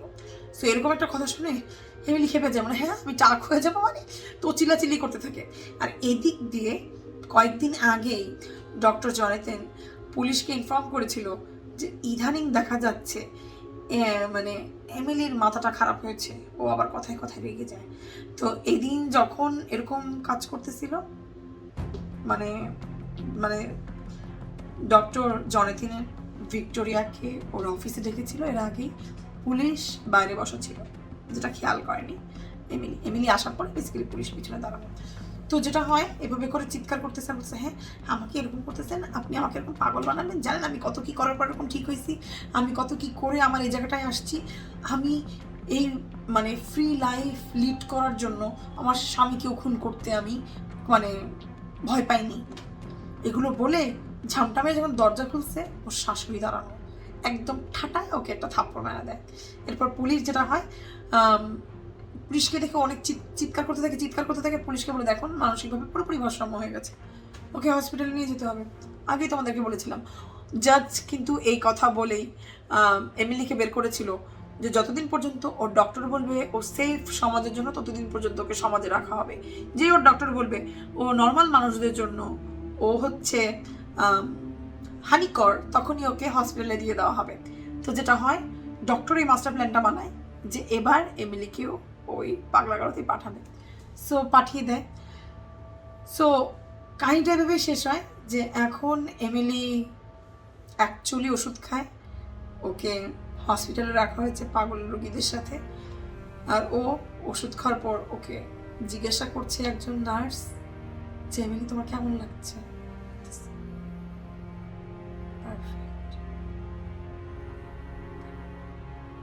বলে ওইভাবে দাঁড়ায় আছে। সো ঘটনাটা এভাবেই শেষ হচ্ছে। এটা হচ্ছে বেসিক্যালি একটা মুভি স্টোরি। মুভিটা আমার অনেক পছন্দের। মুভির নাম হচ্ছে সাইড এফেক্ট, যেটা তোমরা চাইলে নেটফ্লিক্সেও দেখতে পারবে। খুবই মাইন্ড ব্লোয়িং, খুবই মানে সাইকোলজিক্যাল থ্রিলার একটা মুভি। অনেকেই আমার কাছ থেকে মুভি স্টোরি শুনতে চেয়েছিলে, আমি ভাবলাম আমার ফেভারিট একটা মুভি স্টোরি তোমাদের সাথে শেয়ার করি। তো এরকম টাইপের মাইন্ড ব্লোয়িং, মাইন্ড টুইস্টিং টাইপের স্টোরি তোমরা যদি শুনতে চাও আমাকে জানাতে ভুলবে না, বিকজ আমার ফেভারিট অনেকগুলো মুভি আছে যেগুলো আমি তোমাদের সাথে শেয়ার করতে পারি, যেগুলো শুনলে তোমাদের মাথা খারাপ হয়ে যাবে। অনেকেই আছে যেরকম টাইপের মুভি দেখে ফার্স্ট টাইম বুঝতে পারে না, সেকেন্ড টাইম দেখা লাগছে। আমি ভাবলাম আমি যদি গল্পটা তোমাদের সাথে শেয়ার করি, হোপফুলি তোমরা অনেক মজা পাবা। আর যারা যারা মুভিটা দেখতে চাও, মুভির একটা পিকচার পাশ দিয়ে দিয়ে দিচ্ছি, তোমরা চাইলে মুভিটা দেখতে পারো। আর বাই দ্য ওয়ে এটা কোনো কিছুর দাগ না, মানে লিপস্টিক না। আমার হাত পুড়ে গেছে, কি অদ্ভুতভাবে হাতটা পুড়ে গেছে, দেখো রান্না করতে যেয়ে হাত পুড়ে গেছে।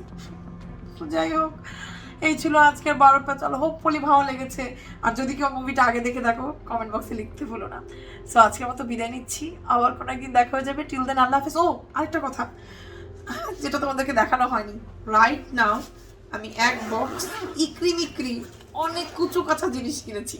সো এগুলো কোথা থেকে কিনেছি, কি কিনেছি, যারা আমার সাথে আমার শপিং ভিডিও দেখতে পছন্দ করো, আজকে তো ভিডিওটা আপলোড দিচ্ছি বৃহস্পতিবারে, সো আগামীকাল ইনশাল্লাহ এই ভিডিওটা শুক্রবারে চলে আসবে, Ikri shopping with Ananya. So যারা যারা আমার এই হিজিবিজি মানে কুচো উচো ছোটো ছোটো জিনিস কোথা থেকে পারচেস করি, দাম কত, এগুলো সম্বন্ধে জানতে চাও, একটা ছোট্ট জিনিস দেখাই তোমাদের সাথে। কি শেয়ার করবো না, ওই ভিডিওতে শেয়ার করবো। সো আজকের মতো বিদায় নিচ্ছি, কালকে ইনশাল্লাহ বেঁচে থাকলে ভিডিও নিয়ে চলে আসবো শুক্রবার দিন। টিল দেন আল্লাহ হাফেজ, গুড নাইট, হ্যাপি রমাদান।